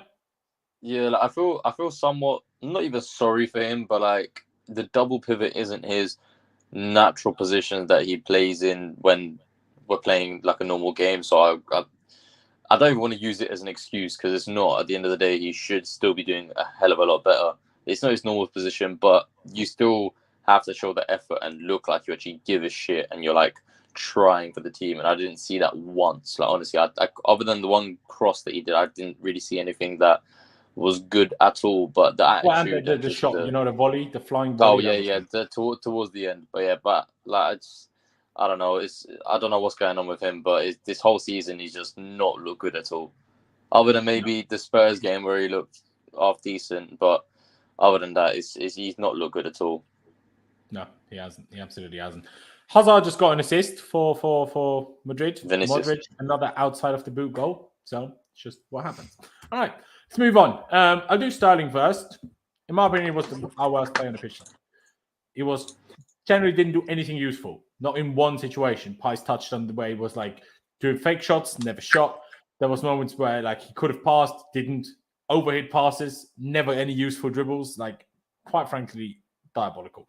I gave Aspie and Mount 0s. I'll give him a 1. Sorry, I gave them 2s. I gave him a 1. I just think he was really, really bad.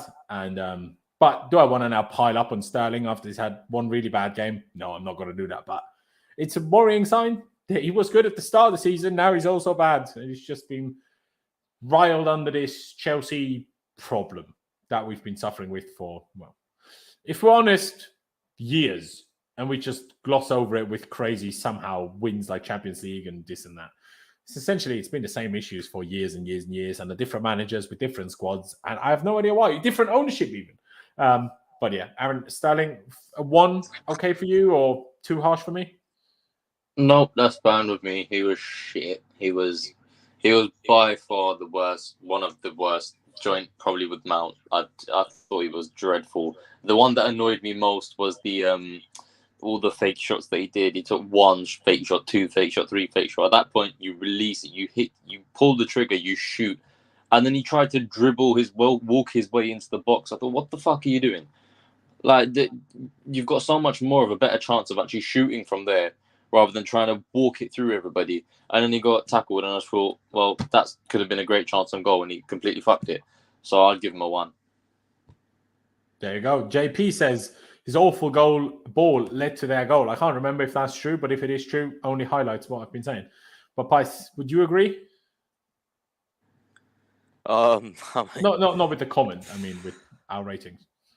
He was pretty shit. Yeah. Was he worse than Mount though? I don't know. Probably. I think so. Mount had a good cross to Havertz and had the best shot. Sterling had nothing. I don't know. Mount was playing double. I still feel like Sterling's at least more involved in attacking. I still feel like Sterling's at least watchable and doesn't make my eyes bleed on the ball though. So yeah, but is that just because he's a new signing? No, I don't know. I just think he does have technique and actual ability. But I'll go. I mean, did I give Mount a 2? I'll go 2 as well for Sterling. Okay. So we sit on a 1.5 for both. Fair play. Still Havertz then. One of the only ones who will get a reasonably high rating. I'm just not sure how high to give him. Because was he quite a bit better than all the others around him? Yes. But do I want to give him like a 7? No. So now what?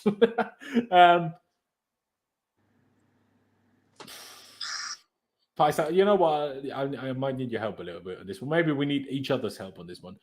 Because like I say, he was good. He was all of a sudden, like you mentioned in group chat, we've seen him dribble. I'm like, Havertz dribbling. Havertz being strong. Havertz being quick. Like I said, superstar there, bro. He looks Yeah, brilliant. exactly. The pass and cross to Aubameyang, which I still think if Aubameyang just runs, it's an easy tap in from 2 yards, and we're 1-0 up, and we probably win the game 4-0. But unfortunately, that wasn't to be today, as it is the case most games. Although I say that, sometimes we score goals. Against who did we go 1-0 up and then nearly bottle it? Or did we bottle it? Against Southampton, we went 1-0 up and then lost 2-1. That's it. So maybe had Aubameyang scored in the 5th minute or whatever that was, maybe just we would have also still capitulated after, because it's just what we do. But what rating would you give Havertz? Because he was good today, honestly. Looked like Kai Havertz again, finally. Yeah, definitely the best player on the pitch for me. We give Kepa an 8, which is very high. And actually, I think if you... Yeah, but I think keep Kepa out of your comparison. Do you know what I mean? Like, it's a goalkeeper. It's very different. Yeah, I don't know, actually. What would you go for? I was thinking, like, 7.5, just because he messed up that pass. I think I was going to go higher, because I thought his all-round game was really good, but I can't believe he didn't pass it, bro. That did my head in, bro. 6.5, 7, just because I don't want to go too high. I don't know, though. I think all round, like, I know maybe he deserves it. very You're good. maybe not even wrong, but Yeah, I think we can't go too high. 7. I'll go 7. Okay. Haaland scoring again. This time it's just a rebound of a goalie save. But sure, that's 3-0 up away at Sevilla now. Fantastic. Fair enough. You go 7. Aaron, would you go as high as that, or do you think Pice was just fooled by how much better Havertz was than usual? I think his performance was intensified just by how shit everyone else around him was, if I'm being completely honest. I'm not saying he was bad, but I don't think he was at that 7 level based off of just watching him. It felt like he was so much better just because everyone else was so bad. I think the one thing that really annoyed me during the game was when he was like, I think it was on counter, he was running through, and then he had options either side, and he just kept running, and he just got tackled, and that's it. They just turned over the ball, and I just thought, in that situation, you could have played it to either side, and you would have had someone in a better position, but you've tried to dribble through people again, and you've lost it. So that really annoyed me. But other than that, I think he was quite decent, actually. So I'd probably give him like a 6.5. A clutching at straw, 6.5, I'd say, because of some of the ratings we've given other players. Yeah. I struggle because I have agreement with both of this. On the one hand, I'm like, I want to, especially when we are so harsh to, well, a lot of the players, then I almost want to be like, okay, then one player that wasn't bad, I almost want to give that a little bit of credit, because it's even more difficult to be even half decent when everyone else is bad. It's even more difficult to be decent then. So I almost want to give that some extra credit. So as much as the chat is going to crucify us because they love hating Kai Havertz, I'm going to agree with the 7, even out of spite. So I hope you're happy. Aubameyang. I'm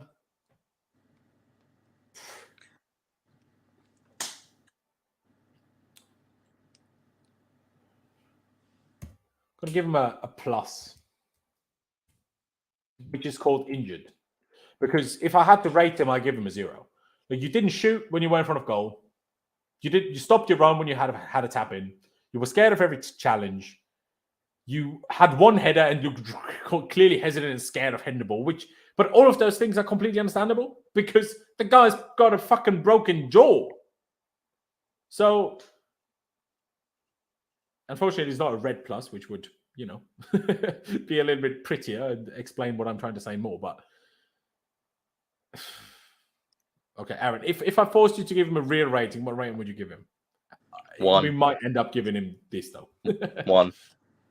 Okay. I'm not being funny. He literally only gets the 1 because I feel sorry that he even had to play the game. But I'm not being funny. You don't shoot. You can't go in for the aerial duels because you're scared, because you have a broken jaw and the physicality and whatever. But then when the ball is on the floor, just shoot. If you're in shooting positions, why are you not shooting? You're a striker. You've been brought in to score goals and you don't shoot. Like, what the fuck is the point? It doesn't make any sense. Like, he's running through. He had that bit where he had all that open space on the right. and he had one man towards his left, but then he had Sterling and one of the defenders. So it was effectively like on 2-on-2, and he's running through, and then instead of he got to an angle where he could have shot, and instead of shooting, he took another touch and then tried to cross it to Sterling. I'm thinking, why the fuck do you not just shoot there? Like, why would you not shoot? Honestly, I didn't understand it. And obviously, he had the goal that was offside, so didn't count. But yeah, he just pissed me off so much. I kind of feel sorry that he had to play because he just shouldn't have with a broken jaw. But that's kind of what desperation looks like. I don't disagree with you, bro. I don't disagree. Would you prefer to give him a rating, or would you prefer to give like an injured sign, so we're not too harsh on something that he might not be too much to blame for? I say we just stick a mask emoji there and just leave it at that. Pies, what about you? Number one, if you would have to give him a rating, what would it be? And then, do you want to give him a rating, or would you rather like leave him out a little bit? I'd rather leave out a little bit. I do think you guys have been a little bit harsh, though. I know he didn't shoot and stuff, but you know, I still think he played all right. He had a couple of good. I thought he was better linking up than other strikers I've seen. To be fair, thought he was okay. I didn't think he was atrocious, like you guys are saying. But are you only thinking about the first 15 minutes, though, or are you thinking about the actual game? Yeah, I mean, we did. Like, do you know what I mean? Like, because I agree with you. For the first 10-15 minutes, you're right. But after that, where was it? Where was he? I mean, I just don't. I don't come away from that performance, even though he was injured, thinking, "Oh, we're fucked here." Like, I actually thought, you know, he was at least getting into the positions, and I think other games, you know, he will score goals. I didn't come away like, "Oh, fuck this" sort of thing with him. If you get what I mean, I didn't get that vibe. Yeah, maybe I'll have to. I don't know. Like, I do see what you're saying to some extent, and I'm like, I see the logic. But at the same time, I'm like... But, you know, he was in that position to score the tap in. Like, would Lukaku be there? No, probably in the fucking halfway line, the fat donkey. But, yeah. That is true. But at the end of the day, does that change anything? Or is that just what Havertz was last season already, essentially? I mean, I just think it's a striker. Werner, like, this sounds like Werner being in the positions but not finishing. Well, I think I have hope he'll be good for us. I don't think today is the greatest day to judge him. I think he will be better than other players. Maybe that's false hope, but I'm sure he will be better.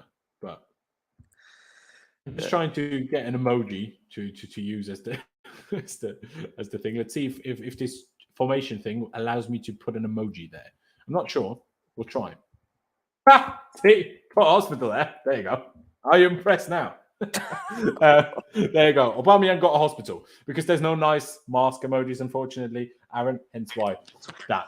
All right, let's get to some trying to go through what the fuck we were doing with subs. All right, halftime sub was Hakim Ziyech. Now I'll get on my phone up what the next subs were because I would be lying if I said I remember all of them because we obviously made a lot of them. Jorginho then came on for Kovacic after about an hour. So, okay, sure. And Aubameyang was subbed off for Broja. Now, Broja looked by miles the best attacker of well, not today, actually. Havertz was also good. But still, I'm like, why is he not getting starts? The poor kid, man. I feel so bad for him. And Pulisic, that header he had at the end, I'm like, bro, just put yourself in a bin. Like, put yourself in a bin, go find one, sit in it, and just shut up. Do you know what I mean? Like, what is that header? My guy was heading it 3 yards over, 5 yards wide from a distance of 7 yards. How is that even possible? Don't understand. Now, am I expecting him to score from it? No, but I need still better than that. But anyway, I don't want to pile on Pulisic. It's clearly not his fault. Now, how I'm going to shift that round for what formation we were attempting to play, who flipping knows? Rich James was kind of here, but it was kind of a back three, kind of a back four, and then we kind of had one of those here. And then Ziyech was here, James was here, and then we had kind of a back four, and then Fofana and Koulibaly switched round, and Fofana was still kind of at times in about this position. No idea why that was the case, but sure. There was definitely no second. Oh, did Mount finish the game? That's the next crazy thing, you know? Well, I'm like, what is our manager doing? How can Mount finish that game today? At least Sterling was subbed off, do you know what I mean? Because hopefully he wasn't there. He doesn't play at the weekend. Yeah, I mean, Sterling was then kind of the second centre mid at some point, and Mount was the wide 10 in a 4-4-2-ish, 4-2-2-2, whatever you want to call it. I'm going to put it up like that. Doesn't really matter. No. Start with Hakim Ziyech. He might actually manage to get a lower rating than Sterling and Mount today. I'm not even sure I want to give him a 1. I'll give him a 0.5. That's what you'll get.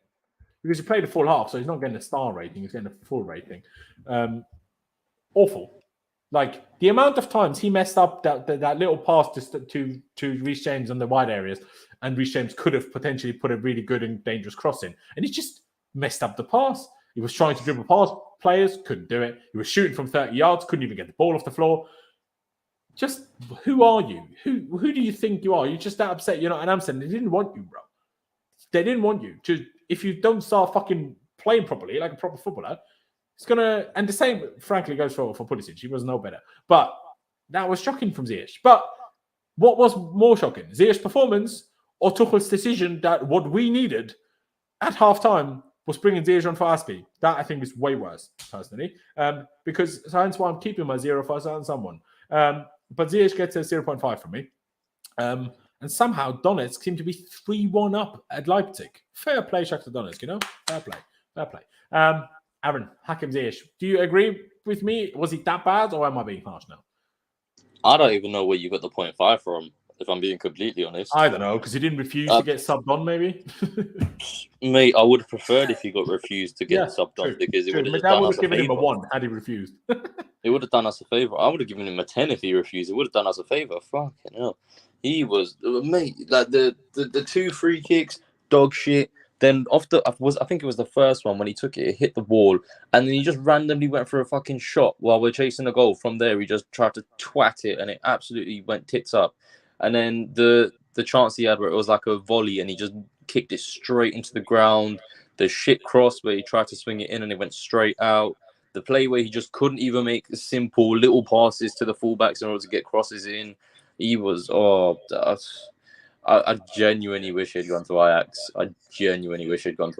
But we are stuck with him for at least until January. At least, fingers crossed. If God exists, he'll go somewhere. Someone will take him. But he was dog shit, and I don't know. He complains about not playing, and then when he comes on the pitch, this is what he does, and he just shows why he doesn't play. Yeah, it does. Sorry, I'm just trying to find some stats here, but unfortunately they're not showing up, which I would have liked to see. Let me just react to this comment here, but no, that's not the one I wanted. By Frank W. Sorry, that's Tuchel doesn't know how to use Ziyech, bro. Ziyech doesn't know how to use Ziyech. So, did Hazard just score? Hazard scored. What? Oh my god! Come on, Eden. My life is set. Well, Real Madrid fans now. I love you, Hazard. Hala Madrid. Hala fucking Madrid. Let's go. Exactly. Hala Madrid, Shakhtar Donetsk. My boy is back. Assistant goal. My favourite ever Chelsea player. I'm happy. Let's fucking go. Should have signed him, not flipping Sterling. Price. That's made me so much more happy. Fuck Chelsea. Exactly. Did you give Ziyech a 0, Aaron? Yep, 0. Yeah, okay. Price, what would you give Ziyech? Fucking -1,000. Right. 0. Honestly, it's so funny as well, right? My dad's a Chelsea fan, right? But he doesn't watch a lot of the matches. He's kind of old now. And he just doesn't really. Yeah, he just calls us shit half the time. He doesn't really care as much. But he was watching the game tonight. He watched when CH came on, and he just went. It's funny because I don't ever think he keeps up with the news and stuff like that, but he obviously does. He went, "Why didn't this fucker go off to Amsterdam or wherever he was linked to?" And I just started pissing myself because if he knows he's shit, then he never watches our games, and that's bad. So yeah, I'd give him a 0. He was so bad. Did he even put a good cross in? Did he even take on a player? Did he do anything? No. He took 2. By the way, why the hell did he take the second free kick? Why? Can someone explain that to me? How is it even possible you hit 2 in the fucking wall from there? Honestly, so bad. 0. And plus his shot early. So my guy had 3 shots and didn't get any of them off the ground. Oh man. Who are you? Are you 12? Are you like an under 6 player? When the kids can't get the ball off the ground? What is that? Excuse yourself. Fair enough. Okay, maybe I was too nice with my 0.5. 0 it shall be. The next 2, Jorginho, Broja. I don't even know what to give Jorginho. He had to be manager when Thomas Tuchel completely lost the plot on the sidelines, and Jorginho had to calm down the ref. So that was good. But did he do anything useful? No. Was he better than Kovacic? No. Was he worse than Kovacic? Also no. So I'm going to give him the same 6, but in his case with a star. Unless anyone thought it was worse, but I don't know. At that point, what difference would Jorginho gonna make from that position, realistically? So that's all I have to say on that. Price 6. Am I being way too high? I can't really remember Jorginho doing anything wrong, and I just remember him passing it round. So I give that a 6. Well, apart from the end of the game when he decided he shouldn't boot it long, instead with 20 seconds left, or actually 10 seconds left on the clock, he should pass it back to the goalie and then let the ref blow for full time. So well done, Jorginho, on that. Didn't even give us a smattering of hope. But yeah, apart from that, I would probably give him a standard 6. I thought he was average, but that actually really pissed me off. Why did you not boot it long? Do you not have enough strength in your legs or something? Like, what is wrong with you? Yeah, it is. Now, I see that. And Alexander, okay, the highest tackles is good. But a passing accuracy has nothing to do with how long you're on the pitch for, because that's just a percentage of how many times you tried. So that has nothing to do with that. Highest player rating also has nothing to do with how long you've been on the pitch for. The player ratings aren't judged on the basis of that. Right? So while it's fair what you're saying that you don't think he's the worst, that's also fair. But I don't think you've used the best examples to explain your point here. I will be honest. But fair, Pice, I'm sorry, I was reading that comment at the same time as I think you gave your final rating. What was your final rating for Georgie? I give him a 6, but just with the note that pissed me off at the end, big time. Yeah, absolutely. Aaron, then, are we being nice with the 6, or do you agree? No, I agree. I can't really remember him doing anything, if I'm being honest, other than the fuck up at the end where he passed it back to the keeper instead of just lobbing it in. But yeah, 6. Can't really say I noticed particularly much from him. Eden Hazard scored again. No way. Oh my God. No, there's no way. He scored again. You're lying. No, sorry, maybe I'm lying. No, I think everyone's. The notification lied to me. Don't worry. Did he score an offside goal or something? Because people were spamming it. So, maybe I think it was just at the last goal, and I think I misread the notification as now, even though it was a few minutes ago. Bro, I thought he was doing a Messi then. The Champions League. Come on, bro. Jesus. Sorry. All right, let's move on. Broja, Aaron, do you fancy going first in that one? What you got to say about him? I mean, not particularly, because I didn't really. It was all right, but I didn't notice too much. If I'm being completely honest, I don't know if I'm the only one, but I didn't notice too much. I mean, he looked like he was giving it a bit more than everyone else on the pitch, but that really didn't take much. True. So I don't really know what I'd give him. Fair. But are you thinking like below average or average? No, I think probably like a 6.5, just so he looked like he was trying. Okay, Pice, what about you? Would you go along with like a 6.5, 6? I was thinking anywhere between 5.5 and 6, maybe 6. Again, I would say 6. I think the effort was there. Definitely the effort was there. He was in the box, but again, I think wasn't there one where it came across the box? Did he not anticipate it? Or I don't know if that was another player. I can't fucking remember now. But yeah, I mean, there's not much really to say. He was just in the box waiting for that perfect ball, and it never came. Absolutely. Let's not stick around for that with those too long. Pulisic, Cucurella, do they get a rating from you boys, or rather not? Not really. I don't think so. Cucurella doesn't. Pulisic does. Pulisic should get a 0 for that touch, bro. Oh my days. Pulisic that touch was worse than Lukaku's. 0. Yeah, and the header. What is he doing? Why did he not chest that? Who are you heading it to? I don't understand it. Like, what? Oh, sorry. That header alone should warrant a 0. I just remembered that. That triggered me so bad when I watched it, and it's just set me off again.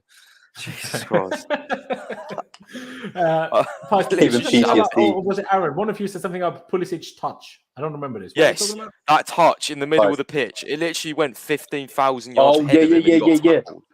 How, like, I don't understand, he took a touch bro. with his right foot. He took a touch with his right foot and completely lost the ball. Literally, you're a small, nimble winger who's supposed to have good dribbling and the touch. What is that? That's like the third time he's done that now. Like Southampton, he done it twice, I think. This game once. Like, sort your touch out. It's awful. Chat. Chat, please help me out. And I'm not necessarily even going to rate it on just what you say, but can you please all put your personal rating for Pulisic in the chat, just so I get a bit of a better overview of what other people think as well. And Shakhtar Donetsk got 4-1 up. Fair fucking play to them. I'm now Shakhtar Donetsk and Real Madrid fan. That's what I am. Ladies and gentlemen, by the way, we also still have 340 people watching, which I very much appreciate. Please do subscribe. We're on the road to 20,000 subscribers. And hit the like button. Just one click the button. Doesn't cost you any Wait, money. did you say Shakhtar are 4-1 up? Yes, at Leipzig. If only Red Bull were this bad in F1 as well. Exactly. That's what I'm saying. Looks like Timo Werner's doing a lot for them, isn't he? Oh. Yeah, exactly. Fucking fantastic. Didn't he score a first? Yannick said 0.2. If Ziyech gets a 0, Pulisic gets a 0. 1.5, put him on par with Mount. 1, 0, 0. An A. 1 for Pooley. 0, 0, 0, 0, 1. All right. Fair enough. Plenty of zeros. I don't, just because I don't think he can possibly be as bad as Hakim Ziyech, I'll give him that. Or would you guys have gone like 1 or 2 or something? Nope, 0.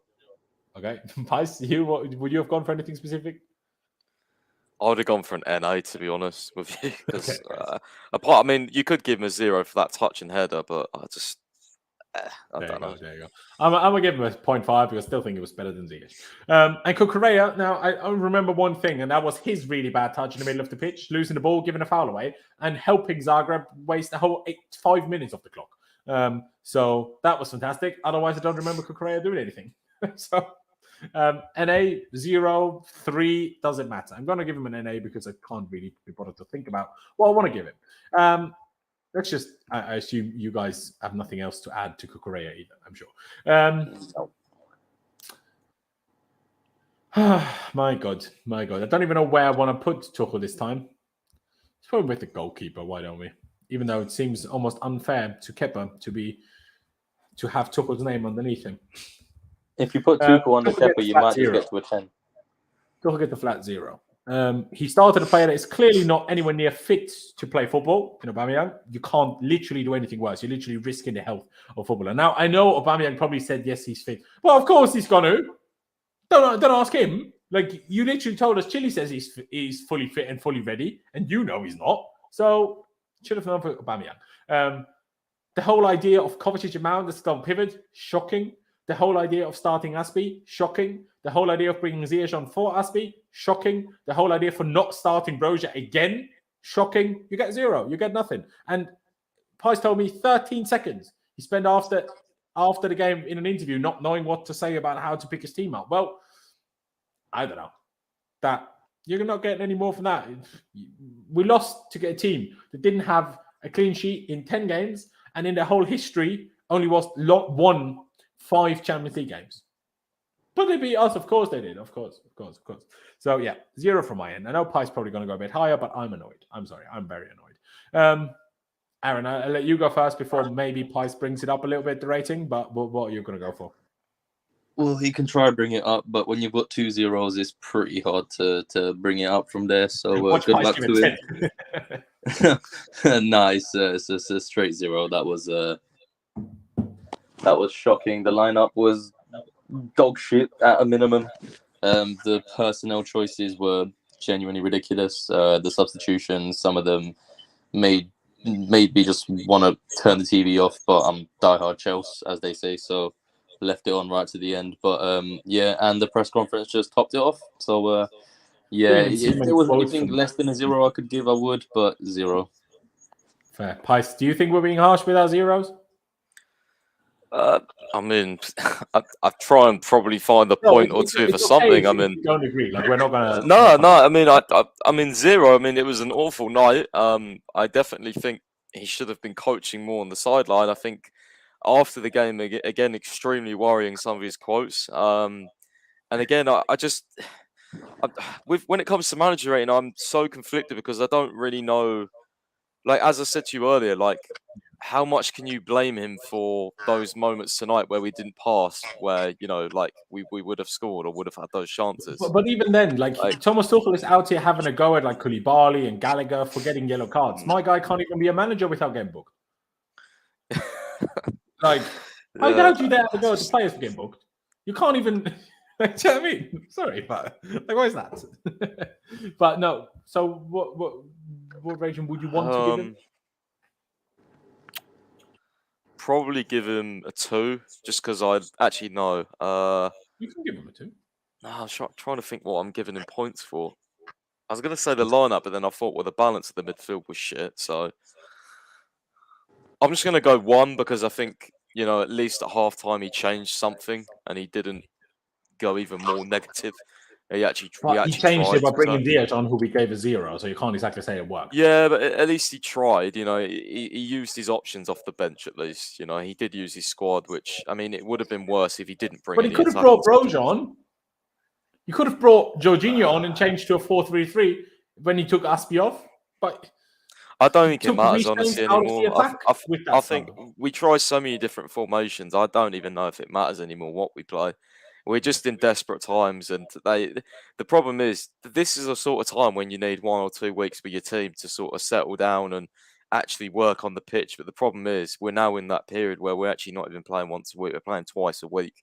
So it could go either. We will do until the World Cup. Yeah, it could go absolutely tits up from here, even though it already is, or we could improve. And I'm just, even though I don't think it will get better, I'm hoping it does. I got to hope it does.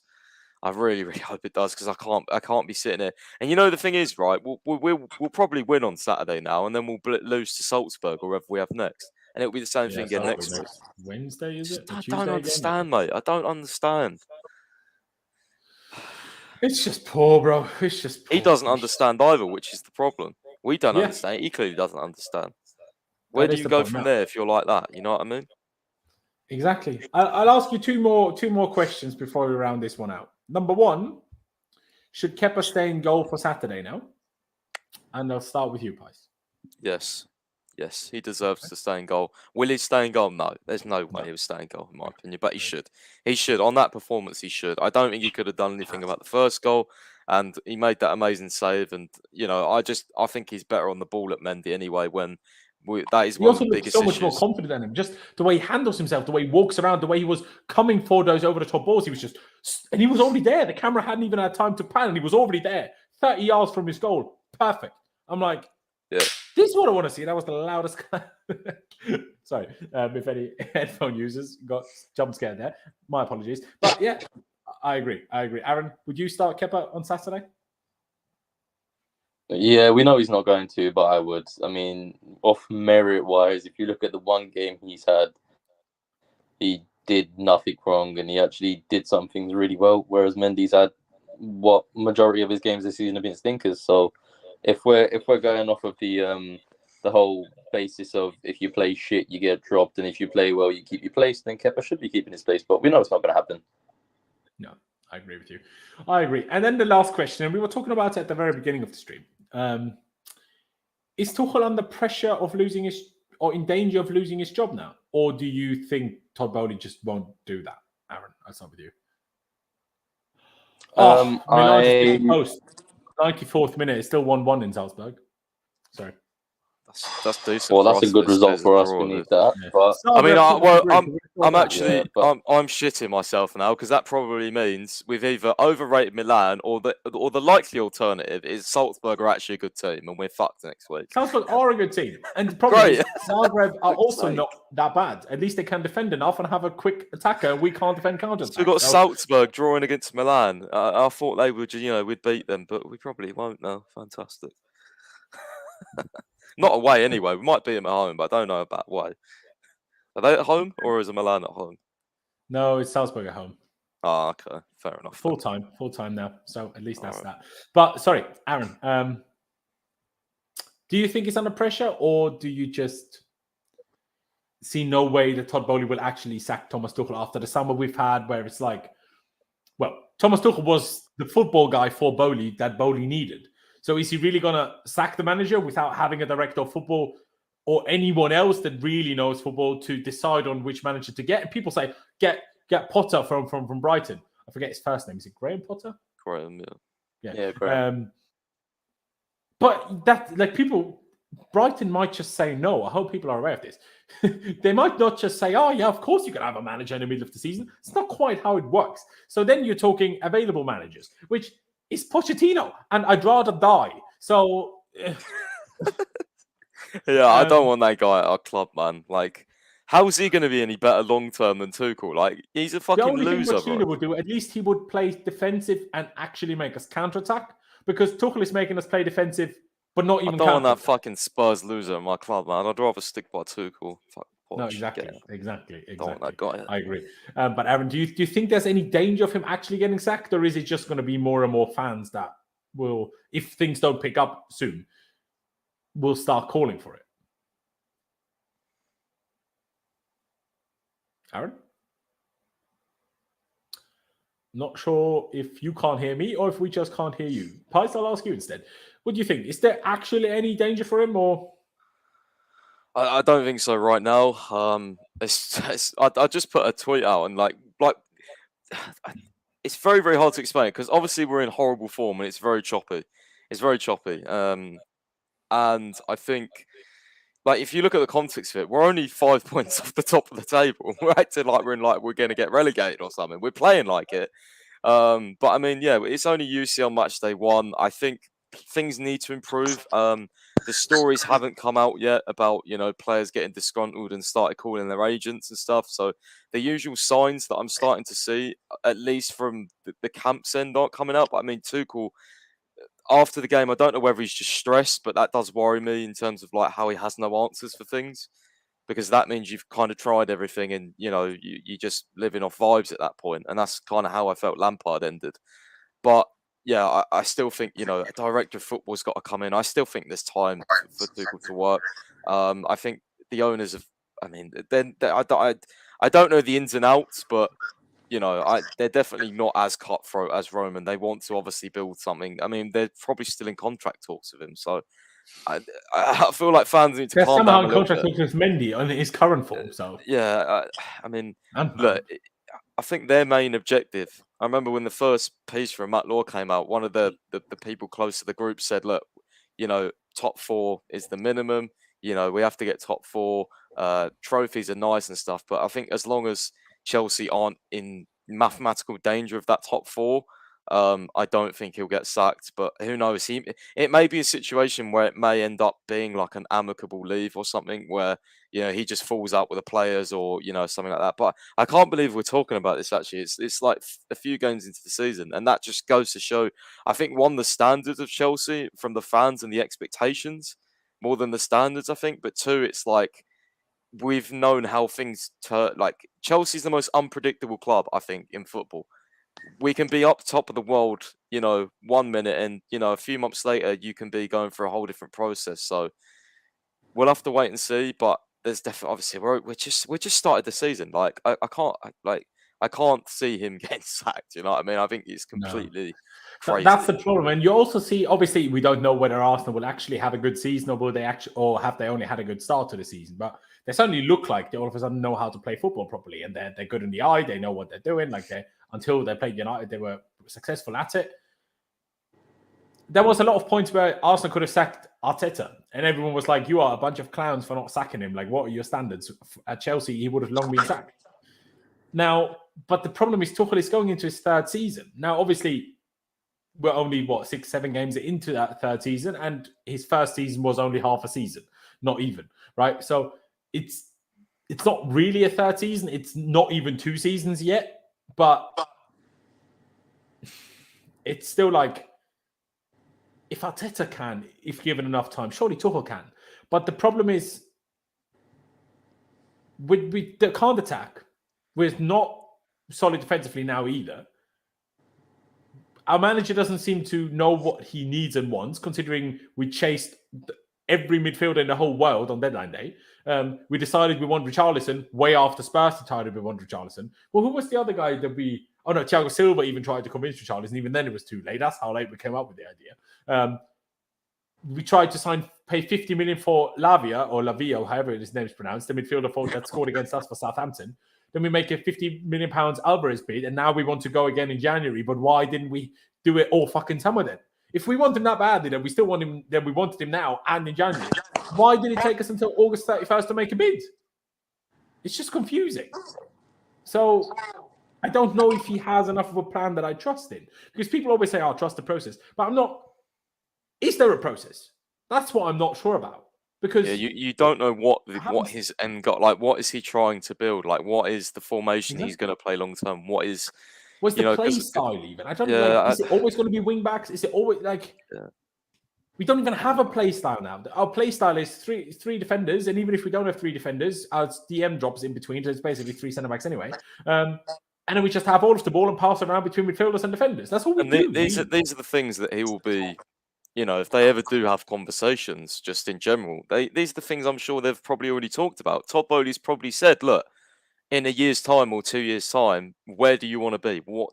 How do you want to play? What formation and all that? Where do you see Chelsea being?" And I think it's so hard for the fans to know. Obviously, Tuchel, if he gets asked that to the media, will say, "Well, we want to compete for every single trophy." Well, yeah, of course, we'd expect you to say that, but there is a lot of chopping and changing with the formation and everything. And the transfer targets were so like up, down, 1 minute here, 1 minute there. And, I did defend that a bit in the summer and say, well, that's just, maybe it's just getting leaked and stuff. Chelsea will always have a long list of targets, and they will. But it did look like there was a bit of, at a certain point, like Richarlison. Like, seriously? Why? Like, you know what I mean? Is he going to be a long-term success? Like, I don't get that. Like, other targets we've had, like, what the fuck? Like, Ake, like, come on. You wanted him at Dortmund, so you want him at Chelsea. Like, I don't mind Ake, but seriously? Like, if you're looking long-term, in 2-3 years, Ake. Like, and that's why I'm kind of gassed about something. At least Ake would have been left-footed.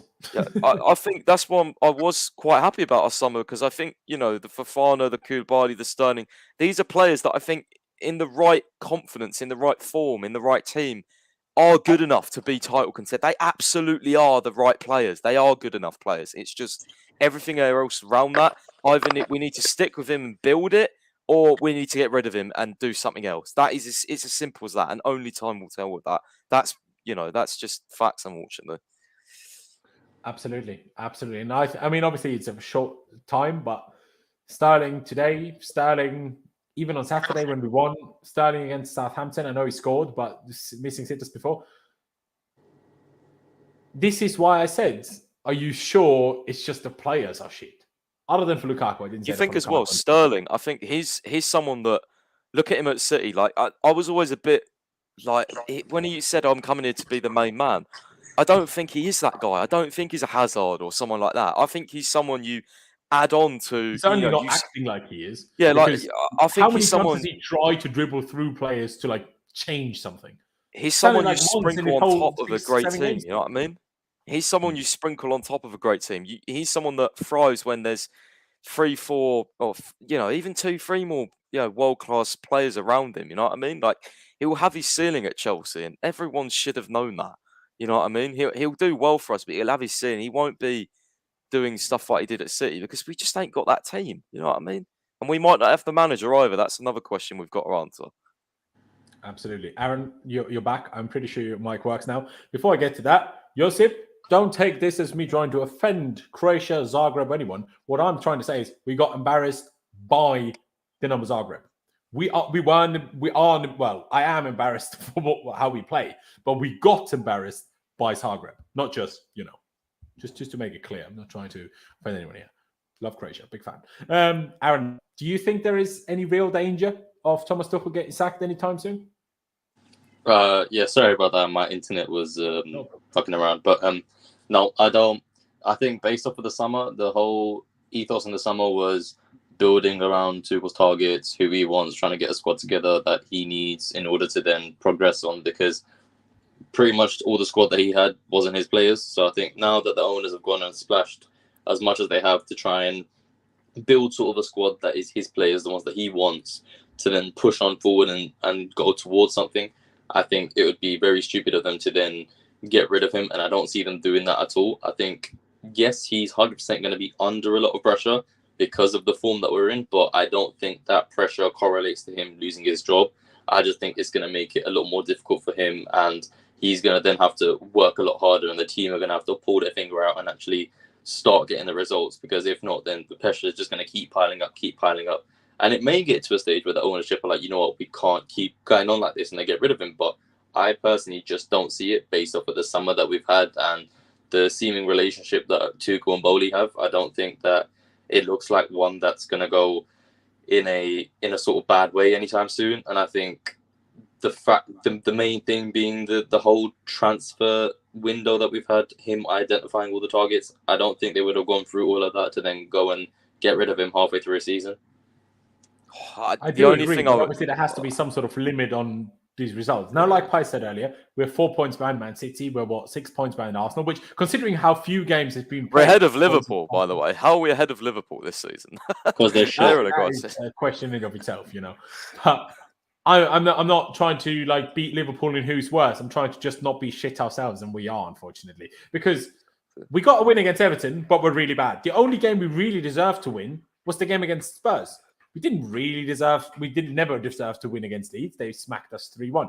We didn't deserve to win against Leicester. We were that, like, Vardy missed 3 absolute sitters. Like, okay, if it was 11v11, maybe things would have gone differently. But as it was, we didn't really deserve to win that game. We certainly didn't deserve to beat Southampton. And did we deserve to beat West Ham? Well, they deserve to have Antonio sent off, and then the rest of the afternoon is probably a bit calmer. But who knows? Antonio should have been sent off at 0-0.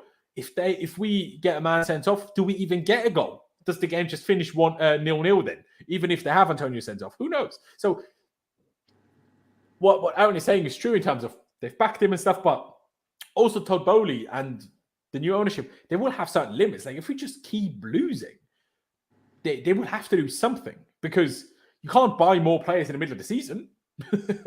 And yeah, we're in a position now where we deserved one win so far. And we didn't get that one because VAR screwed us over. And all the other games didn't deserve to win. That's what I find confusing about tonight, though. Like, we literally won the last game. Like, it's not like we're losing 5-4-3 games in a row. Like, it's just too choppy. But if VAR goes another way, we play 2-2 in the weekend. Now, question is, do we then win today to prove something? I don't know. But yeah, probably not. Probably not. Ladies and gentlemen, this has been 2 hours and 3 minutes of us being sad. So, and for a second, celebrating that Hazard scored. So, you know, we were happy for a bit. But yeah, ladies and gentlemen, there's still 340 of you here. Very much appreciate it. If there's any of you here that are still new here and not subscribed yet, please do subscribe. Big red subscribe button down below. If you don't have a Google account, make one. It's not an excuse. And smash the like button on your way out. Let's get to at least 150 likes. I would say 200, but, you know, I've got to be realistic. But at the end of the day, all of you, and I assume most of you have a Google account, all of you, on your way out, just before you click off the video, whether it's off your phone, desktop, wherever you watch this, just click a like. I massively appreciate it. It helps me spread the channel and the videos, streams out to more people. So I'd appreciate that. Please do check out Pice, his Twitter and his website, chelseafc365.com, and follow Aaron as well. I don't have his Twitter link in the description because he never uses it, but follow him if you find it. But yeah, thanks, boys, for coming on. Thank you, everyone, for watching. Yeah, up to Chelsea, upwards and onwards. And we'll see you next time.